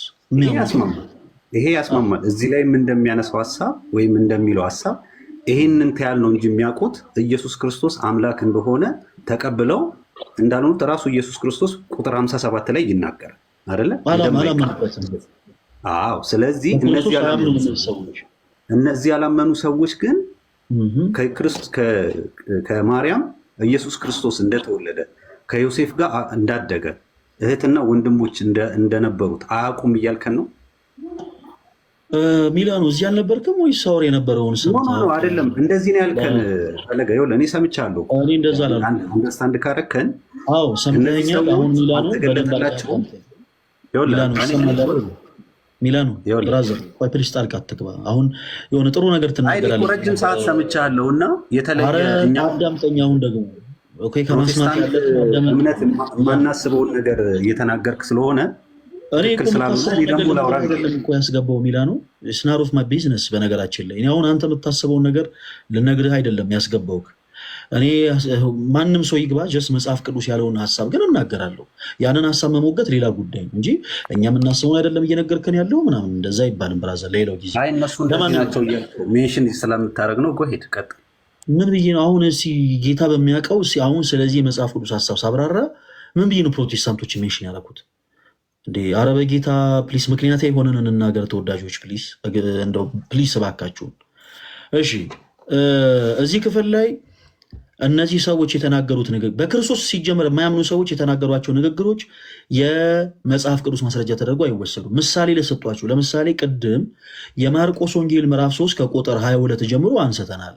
የማርቆስ ወንጌል ምዕራፍ 3 ከቁጥር 22 ጀምሮ ስናነሳ እዛ ክፍል ላይ ምን ይላል? እነዚሁ በክርስቶስ ኢየሱስ ያላመኑ ሰዎች ጌታችን ኢየሱስም ብዔልዜቡል አለበት፣ በአጋንንት አለቃ ደግሞ አጋንንትን ያወጣል ብለው ተናገሩ። ሁላችሁም በደንብ አድርጋችሁ ተረዱ ፕሊስ። እሺ እንደዚህ ብሎ ተናገሩ እና በክርስቶስ የማያምኑ ሰዎች እንዲህ ስላሉ አንድ ሰው መጥቶ ለምሳሌ እናንተ ክርስቲያኖች የምታመልኩት አምላክ ክርስቶስ ኢየሱስ ብዔልዜቡል አለበት ደግሞም በአጋንንት አለቃ ነበር አጋንንትን ሲያስወጣ የነበረው ቢል እና የመጽሐፍ ቅዱስ ማስረጃ ብትጠይቁት ይህን የመጽሐፍ ቅዱስ ጥቅስ ቢሰጥ ከዚህ ሰው በላይ ሞኝ ያለው የዚች ምድር ላይ ተወዳጆች፣ ከዚህ ሰው በላይ ሞኝ የለም እዚች ምድር ላይ። ለምንድን ነው እንደዚህ ያልነው? ምክንያቱም እነዛ በክርስቶስ ያላመኑ ሰዎች የተናገሯቸው ንግግሮች ተጽፎ ተቀመጡ እንጂ የሃይማኖት መመስረቻ ናቸው ማለት አይደለም። አለቅ ብዔልዜቡል አለበት ብለው ክርስቶስን ተናገሩት ተብሎ ተቀመጠ እንጂ ክርስቶስ ብዔልዜቡል አለበት ማለት አይደለም። በአጋንንት አለቃ አጋንንትን ያወጣል ብለው ተናገሩ ተብሎ እዛ ላይ ታሪኩ ተጻፈ እንጂ ክርስቶስ በአጋንንት አለቃ አጋንንትን ያወጣል ማለት አይደለም። በተመሳሳይ እዚህም ክፍል ላይ ይህን ሀሳብ የተናገሩ ሰዎች በክርስቶስ ኢየሱስ የማያምኑ ሰዎች ናቸው። በክርስቶስ የማያምኑ ሰዎች እነዚህ በክርስቶስ የማያምኑ ሰዎች የንቀት ቃልን በክርስቶስ ላይ ተናገሩ።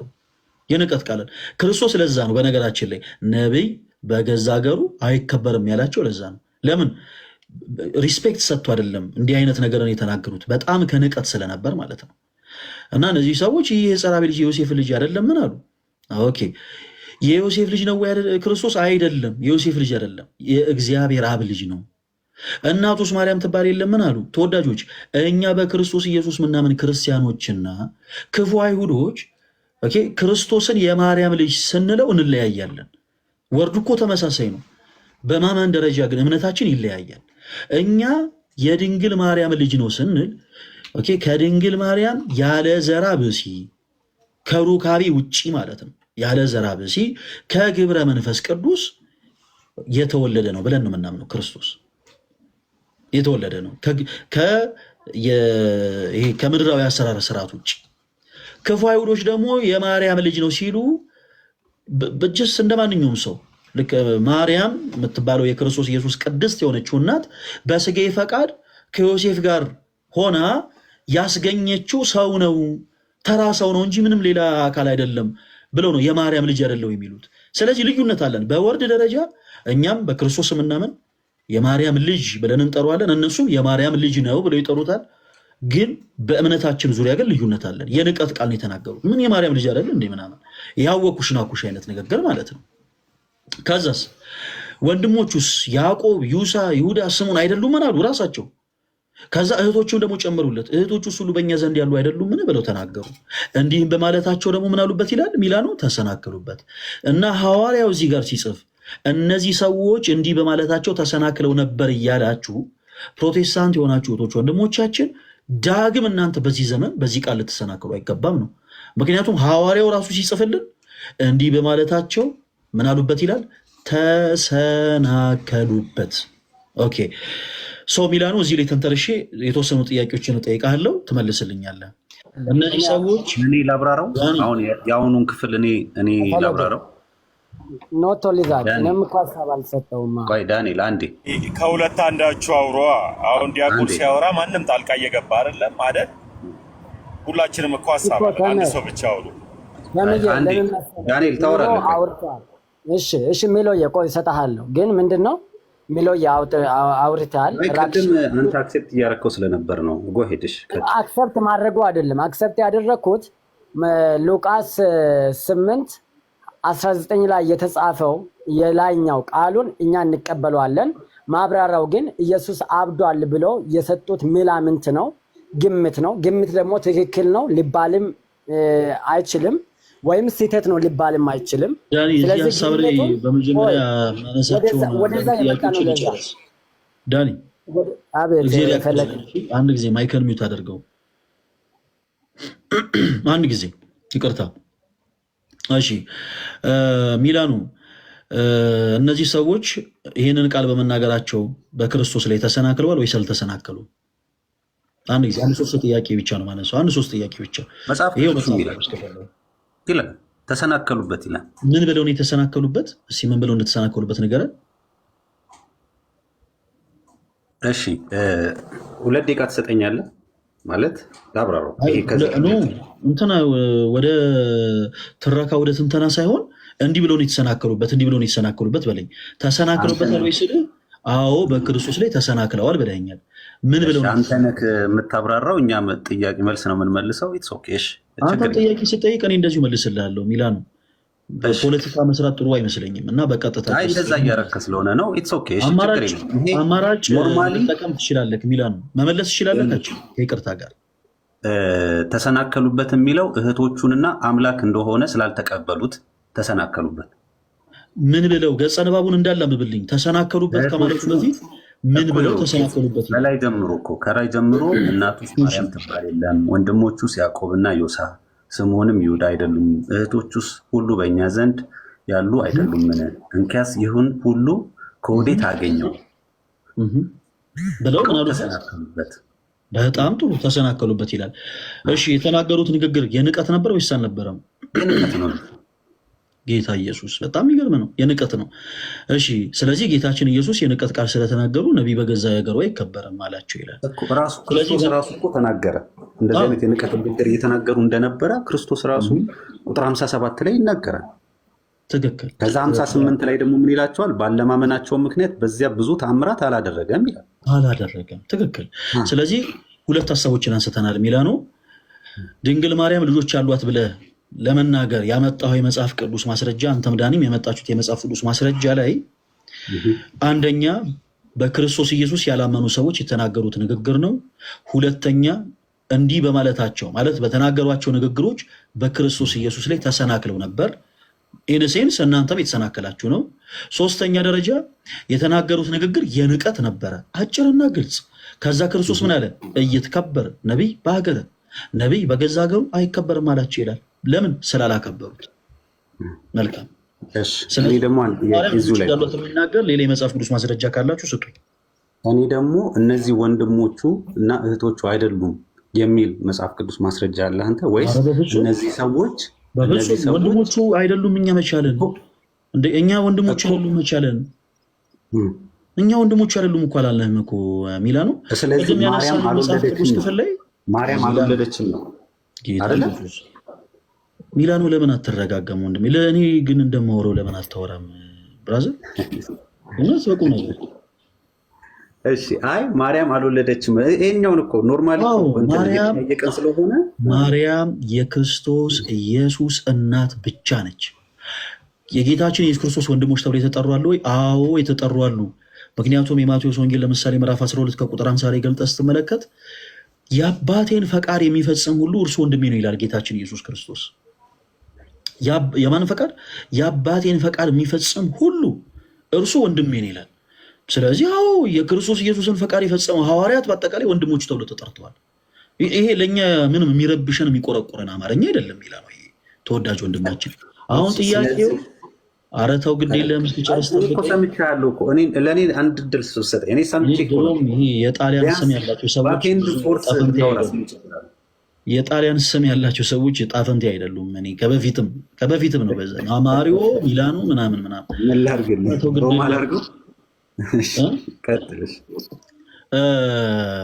አሁን ላልከኝ ሀሳብ እኮ በቂ የሆነ ነገር እየነገርኩህ ነበረ። ለምን መሰለህ ወደፊት ስንራመድ ሁሉም ነገሮች ላይ ምክንያት የሆነ እንድንራመድ ማለት ነው። ሚላኑ እርግጠኛ ነኝ ዛሬ አንተ እስከ ዛሬ ድረስ ተመልክታቸው ማታውቃቸውን ነገሮች በአጠቃላይ ተመልክታቸዋል። የሆኑ የመጽሐፍ ቅዱስ ሀሳቦችን ተመልክተህ በማታውቀው አይነት መልኩ ዛሬ እያየሃቸው ነው። ይሄ ጥሩ ኤክስፔሪየንስ ነው። ፈለገ ሶሪ፣ እኔ ከዚህ በላይ ነው የማውቀው። እኔ ላስረዳህ እችላለሁ።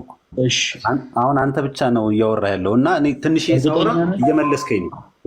እርግጠኛ ነህ ከዚህ የበለጠ ታውቃለህ ሚላኑ? እየመለስከኝ ነው እኮ አሁን እኮ አንተ ነው የምታወራው። አንድ ጊዜ ቆይ ሚላኑ፣ ከዚህ የበለጠ ታውቃለህ እርግጠኛ ነህ? አሁን ለምሳሌ ፈለገ አሁን አንተ ያዕቆብና ዮሴፍ እኔ አሁን ያልኩህ ብቻ ከዚህ የበለጠ ታውቃለህ ወይ ሚላኑ? እሺ ይሄንን ችግር የለውም እሱን ተወውና ያዕቆብ ይሁዳና ስምዖን ወንድሞቹ ናቸው ሲሉ ከዚህ የበለጠ ታውቃለህ ወይ? ቆይ ወደዛ እሄዳለሁ፣ ችግር የለውም እኔ መልስልሃለሁ። ከዚህ የበለጠ ታውቃለህ ወይ አንተ? ግን አውቃለሁ፣ ችግር የለውም። መልካም። እኔ በተፈጥሮ ምን አለ መሰለህ የመጽሐፍ ቅዱስን 5% እንኳን ሰው ሳያነብ በዚህ ልክ እንትን ሲል እኔ አልወድም። እና ምን እናደርግ መጽሐፍ ቅዱስን እንደማታውቅ በማስረጃን ያረጋግጬ ላሳየ። አንተ መጽሐፍ ቅዱስን ሁላችሁም ሰምታችሁታል። በጣም ከዚህ የበለጠ በጣም ብዙ ነገር አውቃለሁ ብሏል ለወንድማችን። ተምረህ ትሄዳለህ እኮ አልክ እኮ አንተ ራስህ የንቀት ንግግር እኮ ነው ዛሬ ፍቅር ንግግር የተናገርኩት። ይኸውልህ እስከዛሬ ተምረህ ያላወቅከውን ያላየኸውን እይታ ዛሬ አሳይቼ ካለው አይባልም። ሲጀምር አንተ ራስህ እኔ አውቃለሁ አንተ አታውቅም ነው ያልከው። ባይዘው ኮስተር ብለህ ለፍልስ አድርገህ ስለምትናገር አንተ ቀስ እያልክ አሪፍ እየተናገርክ እኔ ደግሞ መጥፎ እንደዛ አታስመስለው። ኖርማሊ ማለት ነው። ግን አንተ ያልከኝ ፈለገ አዳምጠኝ። አንተ ያልከው ግን ኖርማሊ እንደዚህ ነው። በቃ ቀጥታ ያልከው ምን መሰለህ ዛሬ እስከዛሬ ያላየከውን ነገር አሳይቼሃለሁ ነው ያልከኝ ማለት ነው። ስለዚህ እንደዛ አይባልም ሰው። እኔ አሁን ደግሞ ከእንደገና ምን አልከኝ? እኔ አላቅም አልከኝ። ስለዚህ ሁላችንም መጽሐፍ ቅዱስን እኛ ሁል ጊዜ ዕለት ዕለት ነው መጽሐፍ ቅዱስ ዕለት ዕለት አዲስ ነው ለሁላችን፣ ለክርስቲያን ለአማኞች ማለት ነው።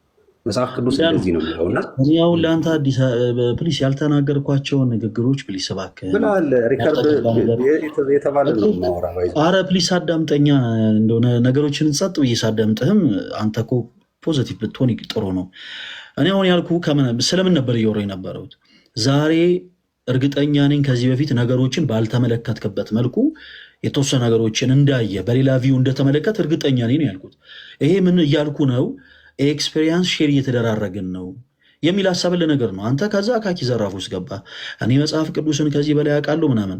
ጌታ ምስክሬ ምን አለ መሰለህ ሚላኑ፣ እግዚአብሔር ምስክሬ ስለሆነ ታጠቅ አለማወቅን እኔ እዚህ ሁሉ ፊት ሰው ፊት ለምሳሌ የሆነ ነገር አንስቼ ላሳይ ይችላለሁ።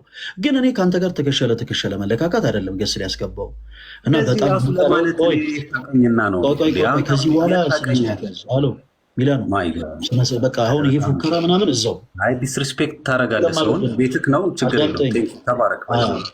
ከዚህ በኋላ ማንንም ሰውን ያልታቀሰ ይኸውላችሁ ይሰማል። ብራዘር ማይክን የሚታደርገው እሺ ታች ወረድ ካልሆነም እኔ የመጽሐፍ ቅዱስን 5% እንኳን ሳታነቡ እንዳነበበ ሰው አክት የምታደርጉ ሰዎች እንዲህ አይነት አማርኛ ይመች። አጭርም ይሁን ረዥም ኦኬ የሆነ ጥቁርም ይሁን ቀይ ወፍራምም ይሁን ቀጭን እኔ ነጭም ይሁን ጥቁር አልወድም። በቃ የሆነ እንደዚህማ ሌላ አይነት እንትን ውስጥ አትግቡ እንጂ ቀነውር ነው እንደዚህ አይባልም። በቃ መጽሐፍ ቅዱስን እኔ እንዳለ ምናምን አትበሉ እንጂ የሆነ የመጽሐፍ ቅዱስን ጌታ ምስክር 2%ን ያላነበባችሁ ሰዎች ናቸው እንደዛ የምትሉት እና 2%ን ያክል እንኳን ያላነበባችሁ ሰዎች ከዘፍጥረት እስከ ዮሐንስ ራእይ ሙሉ ሸምድዶ በጭንቅላቱ እንደያዘ ሰው አክት አታደርጉ ነው። ይሄ በጣም ሁሉም ሰው ክርስትናን በደንብ አድርጎ በያዘበት ዘመን ላይ ብዙ አሰክሱ ሁሉም ሰው በየቦታው የሚሰከሰው ነገር ይበቃል። አሁን እዚህ ልክ ስፔሻሊ ከኛ ጋር ማስተዋል አሰክሱ እንዲህ አይነት ሰዎችን ያልኩት። እሺ እና ሚላኑ ወንድማችን የወረድከው ከዚህ የበለጠ የተሻለ ሀሳብ ስለማታመጣ ነው ጌታ በሚያውቅ እንጂ ነገሮችን በፍቅር መመልከት ማውራት እንችላለን። እግዚአብሔር በሚያውቀው ደግሞ አዎ ትክክል ነኝ። ነገሮችን አንተ እስከዛሬ ተረዳበት ከነበረው መልኩ ወጣ ባለ መልኩ ደግሞ የተወሰነ ነገር ተረድተሃል። እግዚአብሔር የተመሰገነ ይሁን። ይሄ ነውር አይደለም ተወዳጅ ወንድማችን እና እኛ በቻልነው አቅም አንዳንድ ነጥቦችን እናነሳለን። ዞሮ ዞሮ አሁንም ማርያም ልጆች ያሏት የሚለውን ሐሳብ እሱና ዳንኤል አንስተውታል። በመጽሐፍ ቅዱስ ማስረጃ በደንብ አድርገን እናወራለን። በመጽሐፍ ቅዱስ ማስረጃ በደንብ አድርገን ዲስከስ አድርገን እንወስንበታለን። እሺ ዳንኤል ድንግል ማርያም ልጆች ያሏት የሚል የመጽሐፍ ቅዱስ ማስረጃ አለ? አዎ ማስረጃውንም ፈጥኜ የሰጠሁት እኔ ነኝ። ፈለግዬ አለ። የቀድሙን ማስረጃ እኮ ያው አውርተን ጨርሰንበታል ብዬ ነው።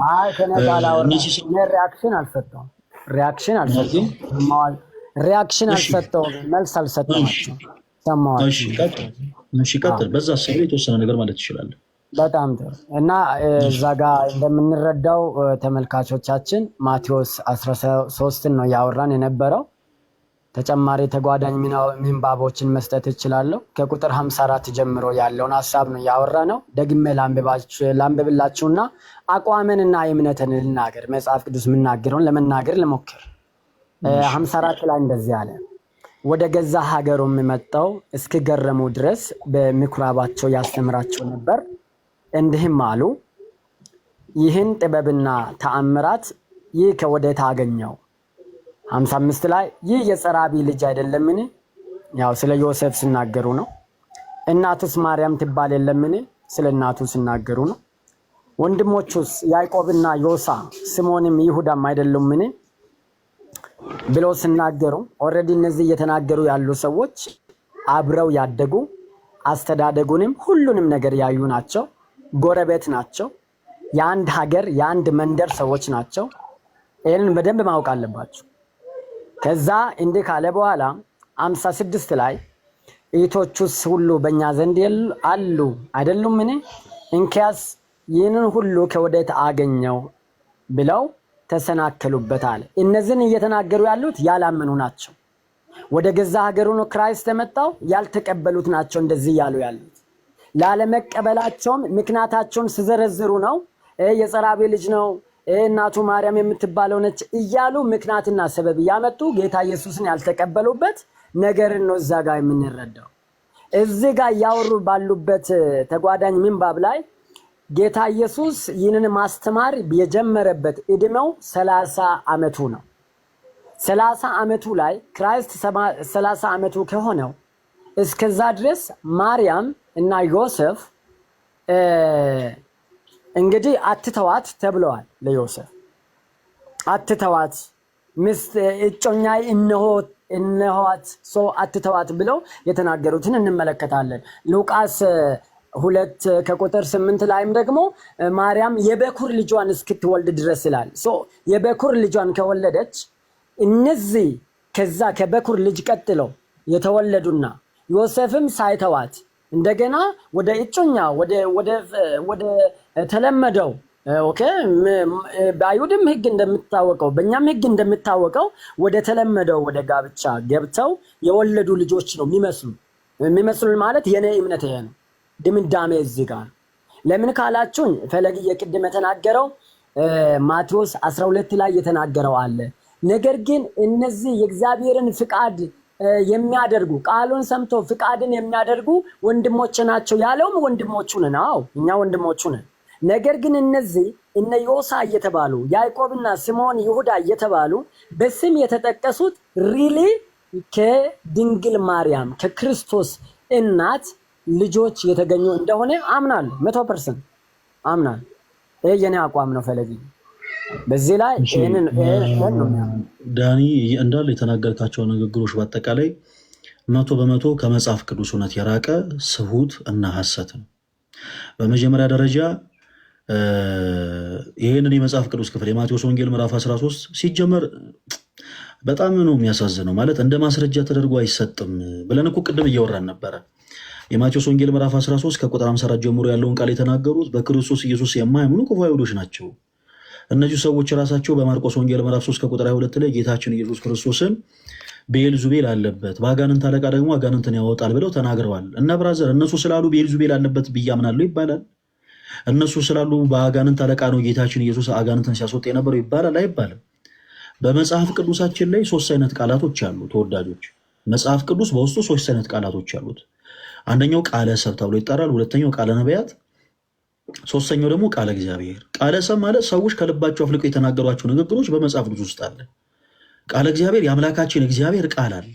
ቃለ ነቢያት ደግሞ ነቢያት መንፈስ ቅዱስ በመራቸው ምሪት የተናገሯቸው ቃላቶች በመጽሐፍ ቅዱስ ውስጥ አሉ። ሰዎች ከልባቸው አፍልቀው የተናገሯቸው ንግግሮች እውነት ነው ወይም ሐሰት ነው የምንለው ደግሞ በቃለ እግዚአብሔር እና በቃለ ነቢያቱ መዝነን እናፈትሸን ነው። ከዛ ውጭ ግን ሰዎች የተናገሩት ንግግር በአጠቃላይ በመጽሐፍ ቅዱስ ያለውን እንዳለ ሰብስበን የሃይማኖት መመስረቻ አይደረግም።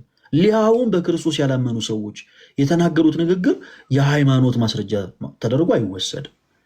እዛ ክፍል ላይ ዳኒ አንደኛ እነዚህ ሰዎች እንዲህ በማለታቸው ሐዋርያው ሲናገር ተሰናከሉበት ይላል። እነዚህ ሰዎች ምን ብሎ ነው የተሰናከሉበት? ዳኒ እስቲ መልስልኝ። የተሰናከሉበት ቁጥር 55 ላይ ያለውን አይቶ ነው። ምን ይላል? አሁን እንግዲህ የተሰናከሉበትን ሊነገረን ነው። ምን ይላል? ቁጥር 55 የተሰናከሉበት ነገር ምን ይላል? ቁጥር 55 ላይ ምንድን ነው የሚለው? እንደዚህ ነው የሚለው፣ ይህ የጸራቢ ልጅ አይደለምን? ይህ የጸራቢ ልጅ አይደለምን?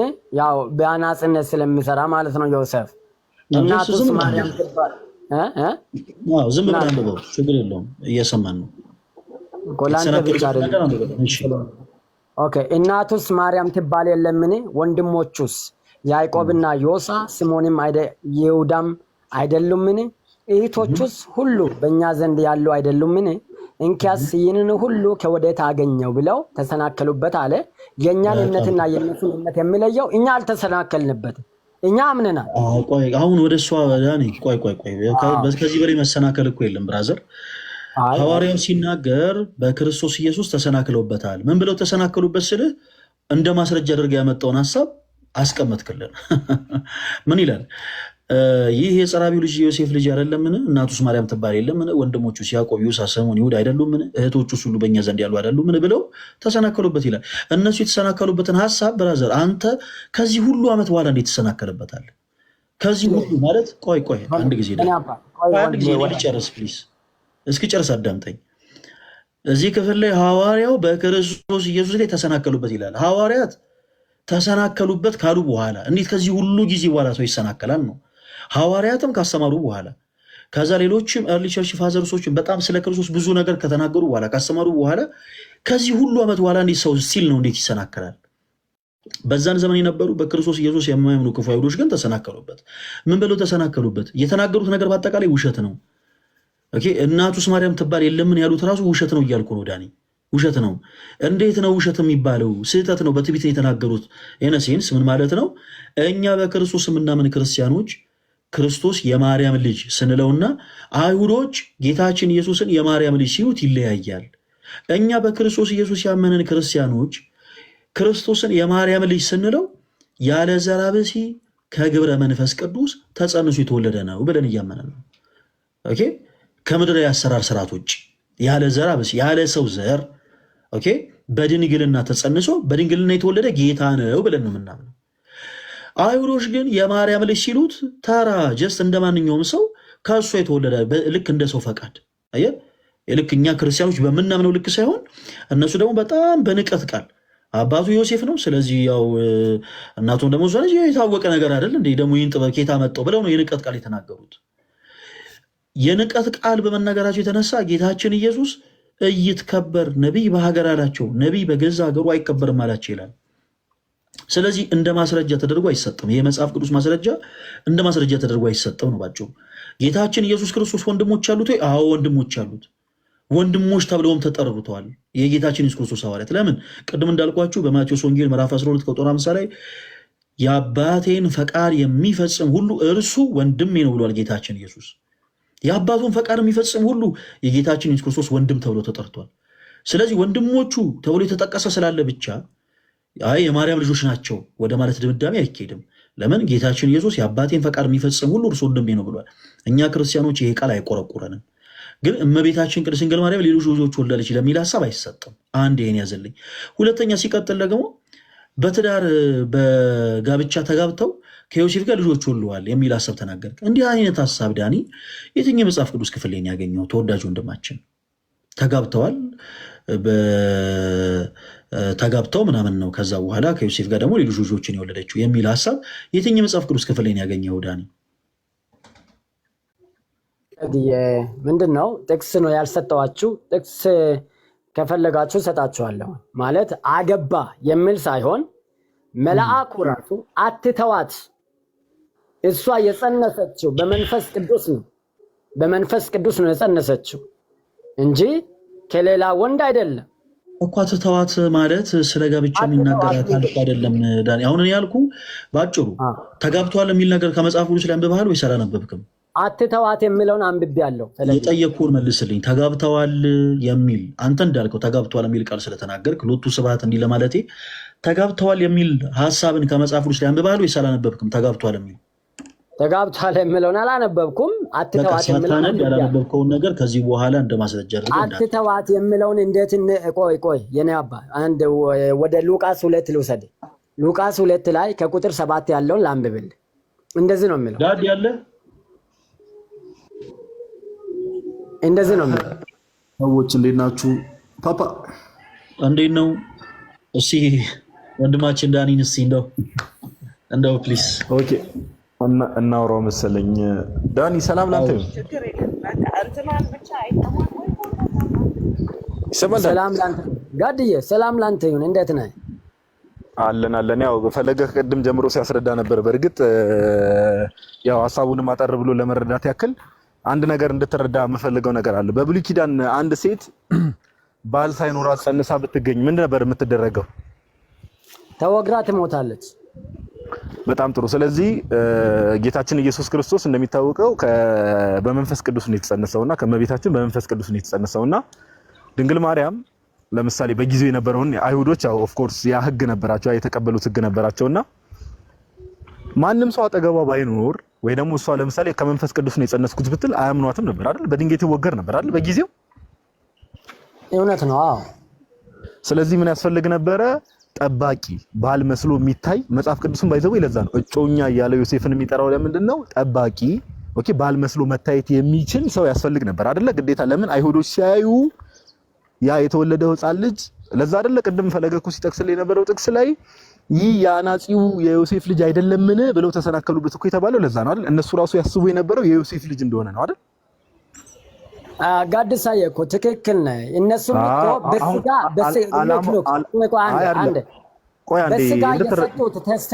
በስጋ የሰጡት ቴስቲሞኒ እየተከራከርኩ አይደለም።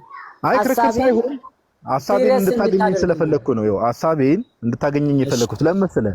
ዮሴፍ እጮኛ እየተባለም የተቀመጠው ጠባቂም ተብሎ የተቀመጠው ከምን አንፃር ነው ከተባለ ድንግል ማርያም ኦኬ፣ ቀደም አልከኝ በብሉይ ኪዳን ሴት ልጅ እንዲሁ ጸንሳ ወንድ ሳይኖር ጸንሳ ብትገኝ ትገደላለች፣ በድንጋይ ትወገራለች። ስለዚህ እግዚአብሔር አምላክ ደግሞ ኦኬ ክርስቶስ ኢየሱስ ደግሞ አምላክ በስጋ ሲገለጥ ደግሞ የሕግ ፍጻሜ ክርስቶስ ነው ስለተባለ ክርስቶስ ሕጎችን ፈጽሟል።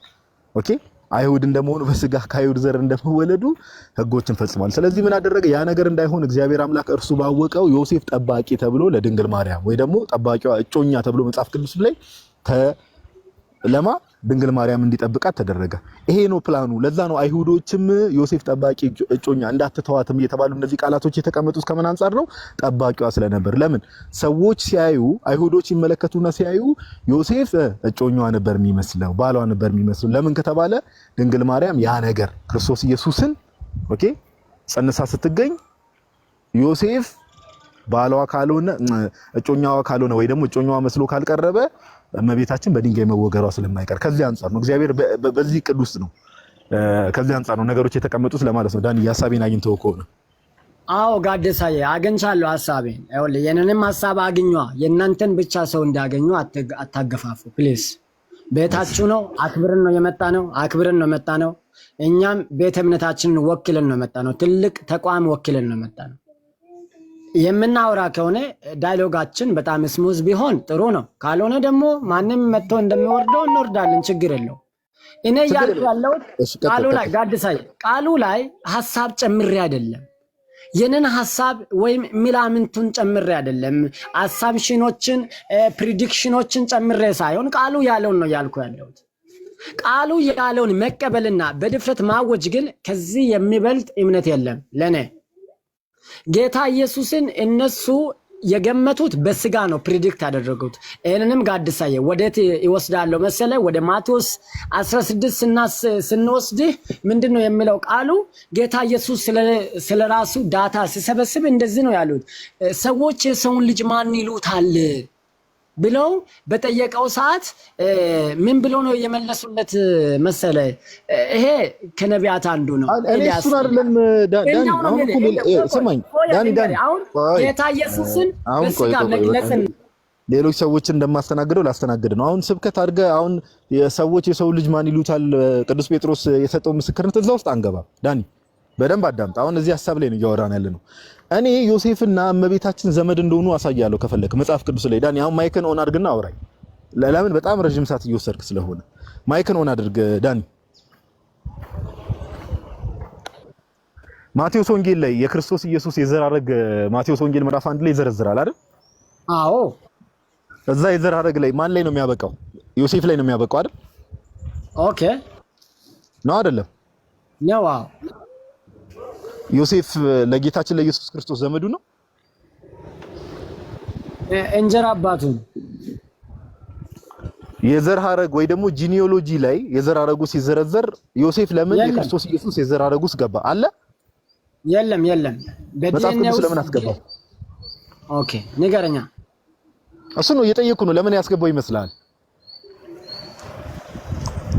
ለምንድን ነው ያስገባው? ንገረና። ኦኬ አታውቀውም? አልደረስኩበትም። በጣም ጥሩ። አሁን ይሄን እንደ አንድ አሳይመንት ወስዳለ። ማቴዎስ ወንጌል ምዕራፍ 1 ሄደህ ስትመለከት ዮሴፍን የክርስቶስ ኢየሱስ የዘር ሐረግ ውስጥ ያስገባዋል። ለምንድን ነው የሚያስገባው ከተባለ አንደኛ በአይሁድ ስርዓት ሴቶች የዘር ሐረግ ዝርዝር ውስጥ አይገቡም። አንደኛ ማወቅ ያለብን ነገር። ሁለተኛ ደግሞ ዮሴፍና እመቤታችን የስጋ ዝምድናም ስለነበራቸው ነው። ዮሴፍን ኦኬ አንድ አይነት ላይን ስላላቸው አንድ አይነት የዘር ሐረግ ስላላቸው ወይ ደግሞ ላይን ኦፍ ዴቪድ ናቸው። እመቤታችንም ሆነች ዮሴፍ ኦኬ የዳዊት የዘር ሐረግ እንደመሆናቸው መጠን ለዛ ነው ዮሴፍና እመቤታችን የስጋ ዝምድና ስላላቸው ዮሴፍን እዛ የዘር ሐረግ ውስጥ ይከተዋል። ኦኬ አገኘኛው? አዎ አይ ጥሩ፣ በጣም ቆንጆ ሐሳብ። አዎ ስለዚህ ምን እያልኩ መሰለ ዮሴፍና እመቤታችን ተጋብተዋል ክርስቶስ ኢየሱስ ከተወለደ በኋላ የሚለው ሐሳብ ምን እያረከው መሰለ ዘመዶችን እያጋባህ ነው። አሁን ገባኝ ፖይንቴ? አገኘው? ዘመዶችን ማጋባት ውስጥ ትመጣለህ። ጥንቃቄ ይፈልጋል። እንደዛ አይደለም ጋድሳ፣ እንደዛ አይደለም። ዘመዶችን እያጋባህ ነው አይደለም? ዳዊት የዘር ላይ በሙሉ ከክዳን ጋር የተያዘ እንጂ ታዲያ ማን ከማን ጋር ተጋብቶ ነው ይሄ ሁሉ ዘር ዛሬ ያየነው? በጊዜው ነው ያልኩ፣ ወደ ኋላ ተመልሳ አይደለም የሰው ዘር በቃ ፈለገ እንትን እንበል በቃ ወንድማችን እዚህ ላይ እንትን ቢለው ይበቃል። በቃ ከአንድ ሰው ጋር የሁሉ ሰዓት እንትን ማለትን አይ ዶንት ቲንክ ኢትስ ኔሰሰሪ። ሐሳብ በሰጥ በጣም ስለቆየ እኔም በዚች ላይ አጠር ያለች ሐሳብ ወይ ሰምቻችኋለሁ። እንዴት ዋላችሁ? ይሄ ዘመድ የሚለው ከሱ ብንነሳ ብዙም ከወንጌል አማኞች ሙሉ ወንጌል እሺ ድንግል ማርያም ሌሎች ልጆች አሏት ብለህ ታምናለህ? አዎ መጽሐፍ ቅዱስ እንደዚህ አይነት ሀሳብ ይሰጣል፣ አምናለሁ። ያ ማለት ግን ብትወልድም ባትወልድም ድህነት ላይ የሚያመጣው ለውጥ የለም። ባይተወይ እሱ ማወቅ ያለብን ግን ለእውቀት እንወያይ ካልን ምንም ችግር የለውም። ምን ማለት ነው? ብትወልድም ባትወልድም ምንም ችግር የለም። ምክንያቱም የክርስትና ሴንተር ማዕከል ኢየሱስ ክርስቶስ እና የሰራው ስራ ነው እንጂ ማርያም ልጅ ብትወልድም ባትወልድም በድህነት ላይ የሚያመጣው ልዩነት የለም። በደንብ ልዩነት አለው። ሌላው ጊዜ ተወዳጅ ወንድማችን ሚኪ ነገሮችን በምላትና በስፋት ተረድተህ ብትናገር መልካም ነው። እሺ ከምን አንጻር ነው እንደዚህ ያለ? በመጽሐፍ ቅዱስ ላይ ስለ የትኛውም አይነት ነገሮች መጽሐፍ ቅዱስ እንዳለውና እንዳብራራው እስካልተቀበልን ድረስ ኦልሬዲ ከመጽሐፍ ቅዱስ መስመር የወጣን ሰዎች ናለቅ። በአጭርና ግልጽ ለምሳሌ የማቴዎስ ወንጌል ምዕራፍ 10 ከቁጥር 40 ላይ ጌታችን መድኃኒታችን ኢየሱስ ክርስቶስ ስለ ቅዱሳኑ ክብር ሲናገር እናንተን የሚቀበል እኔን ይቀበላል አለ። ጌታ ኢየሱስ ክርስቶስን ተቀብያለሁ ብሎ ቅዱሳኑን ያልተቀበለ አካል ምንም ተቀበልኳቸውም አልተቀበልኳቸው ምናምን ብሎ የሚያስቀምጡ ሀሳብ አይደለም ማለት ነው። አየህ፣ በመጽሐፍ ቅዱስ ላይ ልክ ክርስቶስ እንዳለው እያንዳንዱ ክርስቲያን የማመን ግዴታ አለበት እና ተወዳጅ ወንድማችን ሚኪ ልክ በመጽሐፍ ቅዱስ ላይ የተጻፉትን ነገሮች ስለሆነ አሁን አንስተን የምናወራው እጅግ በጣም መሰረታዊና ጠቃሚ ነው። መሰረታዊና ጠቃሚም ስለሆነ አቋም ይዘንበታል። እያንዳንዱ ፕሮቴስታንት ይጠቅመኛል መጽሐፍ ቅዱሱ እንዳለኝ እንዳዘዘኝ ብኖር እንደው ለነፍሴም ዋጋ ነው ብሎ ስለሚያምን ነው መጽሐፍ ቅዱሳዊ መሰረት አለኝ ብሎ የመጽሐፍ ቅዱስ ሀሳብ ነው ብሎ አምኖ ወደ አንድ ሀሳብ የሚያዘነበለው። በተመሳሳይ እኛም በክርስቶስ ኢየሱስ ምናምን ክርስቲያኖች እዚህ ኦርቶዶክስ ቅዱስ ቤተክርስቲያን ይሆናል ልጆች መጽሐፍ ቅዱስ የሚለውን ስለምናምን ነው አንድ አቋም ይዘን የምንናገረው እና እንዲህ አይነቱ አማርኛ ምናልባት የሆኑ አዋቂ የሚመስሉ ሰዎች የተናገሯቸው ንግግሮቻቸውን ሰምተህ ከሆነ የተናገርከው እነሱም ልብ ያላሉት ብዙዎችም ልብ ያላሉት መሰረታዊ ነገር ይህ ሀሳብ ስለሆነ በመጽሐፍ ቅዱስ ላይ ወደድክም ጠላህም እያንዳንዱ የተጻፈውን ነገር አምነህ እስካልተቀበልክ ድረስ አንተ በክርስቶስ ኢየሱስ የማምን ክርስቲያን ማለት አትችልም። ለምሳሌ ትሪኒቲ ሀሳቡ ተቀምጧል፣ በመጽሐፍ ቅዱስ ተብራርቷል። ስለ እመቤታችን ንጽህና ቅድስና በመጽሐፍ ቅዱስ ተብራርቷል፣ ተቀምጧል እና አይ ችግር የለውም ምንም ከድነቴ ጋር አይገናኝም እኔ እንደፈለኩ ብል እኔ እንደፈለኩ ባስብ የሚባል ነገር የለም ነው። ክርስቲያን ማኑዋል አለው። ማኑዋሉ ደግሞ መጽሐፍ ቅዱስ ነው። ልክ አንድ ነገር የሚያዘው አንድ አካል እንዳለ ሁሉ እያንዳንዱን ክርስቲያን የሚያዘው ማኑዋሉ መጽሐፍ ቅዱስ ነው። ስለዚህ ማኑዋልን ካልመሰልክ ፊክስ ትደረጋለህ ማለት ነው። ሚኪ እሺ ችግር የለም። ያው ከመጽሐፍ ቅዱስም ወልደዋለች ወይም ደግሞ ወንድሞች አሉት የሚለውንም ለማሳየት እየሞከር ነው። ለምሳሌ አሁን ጋዲ መጨረሻ ላይ ያነሳው አሁን እኔ አቋሜን እንደዛ አድርጌ በመጽሐፍ ቅዱስ ማስረጃ ያሳያለው የሚለው ሀሳብ በዛም ብንሄድ ችግር የለውም ለማለት ነው። አሁን ዘመዶች ቢሆኑ አብርሃምና ሳራም ዘመዳሞች ነበሩ በመጽሐፍ ቅዱስ። እህቱ እንደውም እህቱ ነበረች መጽሐፍ ቅዱስ ይናገራል። ስለዚህ ያ ማለት ዳኒን ካቋረጠ ሀሳብ ሳይሆን የሚለውን አያሳይም። ኦኬ አንድ ነገር ሚኪን አውቀዋለሁና እንደው አሁን የመጽሐፍ ቅዱስ ላይ ያለው ሀሳብ ከቅድም ጀምሮ ሲባል ነበርና መጽሐፍ ቅዱስን እንደው ከኪሳችን እንዳንተረጉመው ሚኪ ሜቢ በመጀመሪያው ቤተክርስቲያን እስከ 451 ዓመተ ምህረት ድረስ በቤተክርስቲያን አባቶች ዘንድ ድንግል ማርያም ሌሎች ልጆች ወልዳለች የሚል ትምህርት ያስተማረ ሰው አለ? ብዙ ጊዜ ያው የመጀመሪያዋ ሴንቸሪ ላይ የነበረችው ቤተክርስቲያን ወይም የሐዋርያት ቤተክርስቲያን ላይ እንዲህ አይነት አመለካከት ባይኖር ኖሮ አሁን የምናነባቸውን የመጽሐፍ ቅዱሶች ባልኖሩም ነበረ። ግን ከዛ በኋላ እንዳልከው በቤተክርስቲያን ታሪክ ብዙ አባቶች የሉም። እውነትህን ነው። የመጀመሪያው ክፍለ ዘመን ላይ የነበሩ አባቶች አፖስቶሊክ ፋዘርስ የሉም። ስለዚህ ማንም የለም። ከሐዋርያት በኋላ የተነሱት ላይ ብዙ የሚታወቅ ነገር የለም። ኢቭን ሉተር ራሱ እንደዛ ብሎ አያምንም። ሉተር ራሱ አሁን ምን መሰለህ ዋናው ፖይንት ማርያም ልጆች አሏት ብሎ አንድ ማስተዋል ያለብን ነገር ምንድነው? መጽሐፍ ቅዱስ ላይ የተቀመጡ ሀሳቦች አሉ። መጽሐፍ ቅዱስ የእግዚአብሔር ሀሳብ እንደመሆኑ ጥንቃቄ ይፈልጋል። አንደርስታንድ የምናደርግበትን የምንረዳበትን መንገድ ይፈልጋል። እኔ ለአንተ እንደው ጽሁፍ ማንበብ የምትፈልግ ከሆነ አንድ ነገር ሪኮመንድ ላድርግ። ለምን መሰለህ? አንድ ሀሳብ ላይ ድጋሚ ሙሉን ከማውራት የጄሮምን ዘ ፐርፔቹዋል ቨርጂኒቲ ኦፍ ብለስድ ሜሪ የሚለውን ጽሁፍ ታውቀዋለህ? ሰምቼዋለሁ ግን አላነበብኩትም። አንብበው በቃ ብታነበው እኔ ጥሩ አንደርስታንዲንግ ታገኝበታለህ ብዬ አስባለሁ። ዘ ፐርፔቹዋል ቨርጂኒቲ ኦፍ ብለስድ ሜሪ የጄሮም አጌንስት ኤልቪዲኤስ ባይ ዘ ዌይ በሚገርም ሁኔታ ኤልቪዲኤስ እንደምታውቀው እንደውም ድንግል ማርያም ልጆች አሏት የሚሉ ሰዎች በመጀመሪያው ቤተክርስቲያን ውስጥ እንደውም መናፍቅ ተብለዋል ሁላ። አሁን ኤልቪዲኤስ የሚባለው ግለሰብ ድንግል ማርያም ሌሎች ልጆች አሏት የሚለውን ትምህርት ይዞ መጥቶ ጄሮም ይሄ መንፈቅና ነው ብሎ አጌንስት ከሱ ሆኖ ጽፏልና እሱ ማቴሪያል አንብበህ ብትመለስ ለውይይታችንም ይጠቅመናል ብዬ አስባለሁ። እንደ አሳይመንት እሱን ውሰድ። አንድ ሐሳብ ላይ በተደጋጋሚ ነገር ከምናወራ ፈለግ አይሻልም?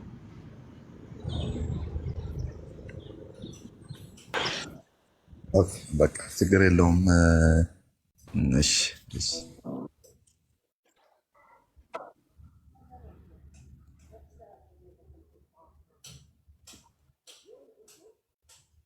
እሺ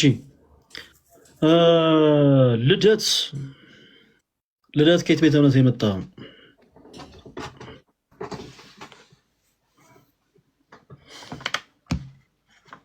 አይ የጠዋቱን ለፈለገ አስታውሰው አሁን ንገረው። በዚህ አጋጣሚ አውርተንበታል በስልክ። እሱ እንግዲህ ጭስ የሚመች ሰዓት ላይ አሪፍ ሰዓት ነው የምትልበት ላይ በኋላ ማስታወስ ተወዳጆች እንግዲህ በዩቲዩብ ላይ አይ ዶንት ኖ እንግዲህ አሃቲ ቤተክርስቲያን በሚል የዩቲዩብ ቻናል ላይ ሲተላለፍ አሃቲ ድንግል ይቅርታ አሃቲ ድንግል በሚል ዩቲዩብ ቻናል ላይ ይመስለኛል በእኔ ስም አካውንት እየከፈቱ ገንዘብ ለማሰባሰብ ሲሞክሩ የነበሩ ሰዎች ነበሩና በእኔ ስም የተከፈተ ምንም አይነት አካውንት የለም። ዩቲዩብ ላይ ምናልባት መልእክቶቻችን የምታስተላልፉ ዩቲዩበሮች እንደዚህ አይነት ጥንቃቄዎች እንዲደረግ የተቻላችሁን ብታደርጉ፣ በኮሜንት ሴክሽን ላይ ሊሆን ይችላል፣ የቪዲዮ ፖስቶች ላይ ሊሆን ይችላል። እንደዚህ አይነት ነገሮች በጣም ጥንቃቄ ያስፈልጋቸዋል። ለምሳሌ ለተለያዩ ገዳማት እና አድባራትም ገንዘቦች እንዲሰበሰቡ ስናደርግ ዩቲዩብ ላይ የሚመለከቱ ሰዎች ሰፖርት ማድረግ ሲፈልጉ ሌሎች አማራጮችን ተጠቅመው ሰፖርት እንዲያደርጉ በሁሉ ጊዜ ስም እንጠይቃለን። የእናንተም ትብብር ያስፈልጋልና አሃቲ ድንግል የሚለው የዩቲዩብ ቻናል ላይ በማን ስም ነበር የሚለው? ጋዲ ስሙን እስቲ ያስታውሰኝ። ኦኬ ወደ ውስጥ መግባት አለብኝ። ተመስገን ያስታውሷል? ስሙ ጠፋብኝ። ሰይፈ ስላሴ ነው? አይ አይደለም፣ እንደዚህ ክርስትና ስም አይመስለኝም። ወይ ወጥቼ ልመለስ። አንዴ ቆይ ወጥቼ ልመለስና ስሙን ልንገርህ። ቆይ እሺ ጋዲ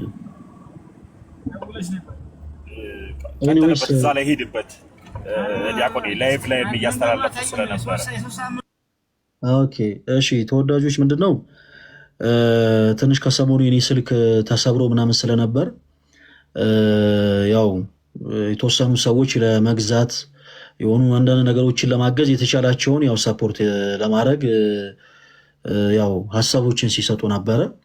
ተመስገንና ልደት ብቻ ናቸው አሁን ላይ ኢቨን በላይቭ ስትሪም ራሱ ማንንም ሰው ለዚህ ጉዳይ እንደዚህ አድርጉ ምናምን እያልን አይደለም። ተመስገንና ልደት ናቸው በውስጥ መስመር ሰዎችን እያወሩ ያሉት። ለዚህ እንግዲህ ለሆነ ለሚደረግ ነገር በአጠቃላይ የሆነ አንዳንድ ነገሮችን ለመግዛት የሆኑ ነገሮችን ፊክስ ለማድረግ ለማገዝ ሰዎች እያወሩ ያሉት ልደትና ተመስገንን ብቻ ነው። ከዛ ውጭ ግን በዩቲዩብ ላይ አሃቲ ድንግል በሚል ዩቲዩብ ላይ በማን ስም ነበረ ጋዲ አካውንት ሲፖስት የነበረው? ሰይፈ ስላሴ ሙላቱ የሚል ስም። ሰይፈ ስላሴ ሙላቱ በሚል አካውንት ስልክ ቁጥርም ጭምር ተለጥፎ ለፈለገ ምናምን የሚል ነገር እንትን እየተባለ ነበር እና እንዲህ አይነቱ አካውንትም ስምም በእኛ ስም የተከፈተ አይደለም ተወዳጆች፣ እና ያው ጥንቃቄ እንድታደርጉ ነው ባጭሩ። ኦኬ እናመሰግናለን ጋዲ፣ በጣም ቴንኪው የኔ አባት። አንቺ በጠዋት ደውልሽ ነው ባይዘው በጣም ነገሮችን አለ ፊክስ ያረግሻቸው አንቺ ጭስ። እሺ እንቀጥል። ሄሉ እንዴት አለሽ? እንኳን ደህና መጣሽ። ይመስገን። ለዛሬ ተላልፎ ነው ወይስ መዳረሻ ነው? አልገባኝም። አይ ዛሬማ የፕሮቴስታንት ወንድሞቻችን ትምህርቶችን ነው ዝም ብለን እያነሳን እየተወያየን ያለ ነው እንጂ የቅዳሜ ማታው ፕሮግራም እንትን አላለም፣ አልተጀመረም። እስከዛ ለሁሉም እንዲዘጋጁ ብለን ነው በነገራችን ላይ ቀን የሰጠናቸው። ጋዲ ያው አንተ ታውቃለህ፣ አንዳንድ ጊዜ ልክ የሆነ አደገኛ የሆነ ሀሳብ ይዘው የመጡ ይመስላቸውና ልክ በሆነቻቸው የመጽሐፍ ቅዱስ ሀሳብ ነገሩ ሲቋጨባቸው አይ እናንተ ተዘጋጅታችሁ ነው እኛ ግን አልተዘጋጀንም የሚሉ ፕሮቴስታንቶች አሉና እንዲዘጋጁ በጣም ሰፊ ጊዜ ሰጥተናቸዋል። ቅዳሜ ማታ ምሽት 3 ሰዓት ላይ ነው ላይቭ የሚኖረን። እስከዛ ሰዓት ድረስ እንግዲህ ፕሮቴስታንት የሆኑት ወንድሞች መጽሐፍ ቅዱስ እንዲያነቡ ያው በተቻለ አቅም እድል ሰጥተናል። አንባችሁ ተዘጋጅታችሁ ኑ እንጠብቃችኋለን። እና ሄሉ በዚህ አጋጣሚ ተመስገንን፣ ጋዲሳን፣ ዲያቆን ሞኬን እና ልደተ ቃልን ተዋወቂያቸው። በጣም በጣም ትልቅ ዋጋ ከፍዬ አስተምሬ የቅዱስ ቤተክርስቲያናቸውን እምነትና ስርዓት ጠንቅቀው እንዲይዙ ያደረኳቸው ወንድሞቼ ናቸው። ሄሉዬ ተዋወቂያቸው አራቱንም፣ ተመስገንም፣ ጋዲሳንም፣ ዲያቆን ሞኬንም ልደትንም። ጋዲ ተዋውቃታል ሄሉ? መምህሩን አላየሁትም እስካሁን። አስተምሪ የሆነ ድምፅ ሰማሁ አስተምሪ የሚል መምህሩን አላየሁትም። እሺ ይሁን። ለማንኛውም እህታችን ሄሉ ሰላም ብያለሁ። እንዴት ነሽ? አንዳንድ ቪዲዮዎች እያየሁ ነበር ከአንተ ጋር ላይቭም እየገባችና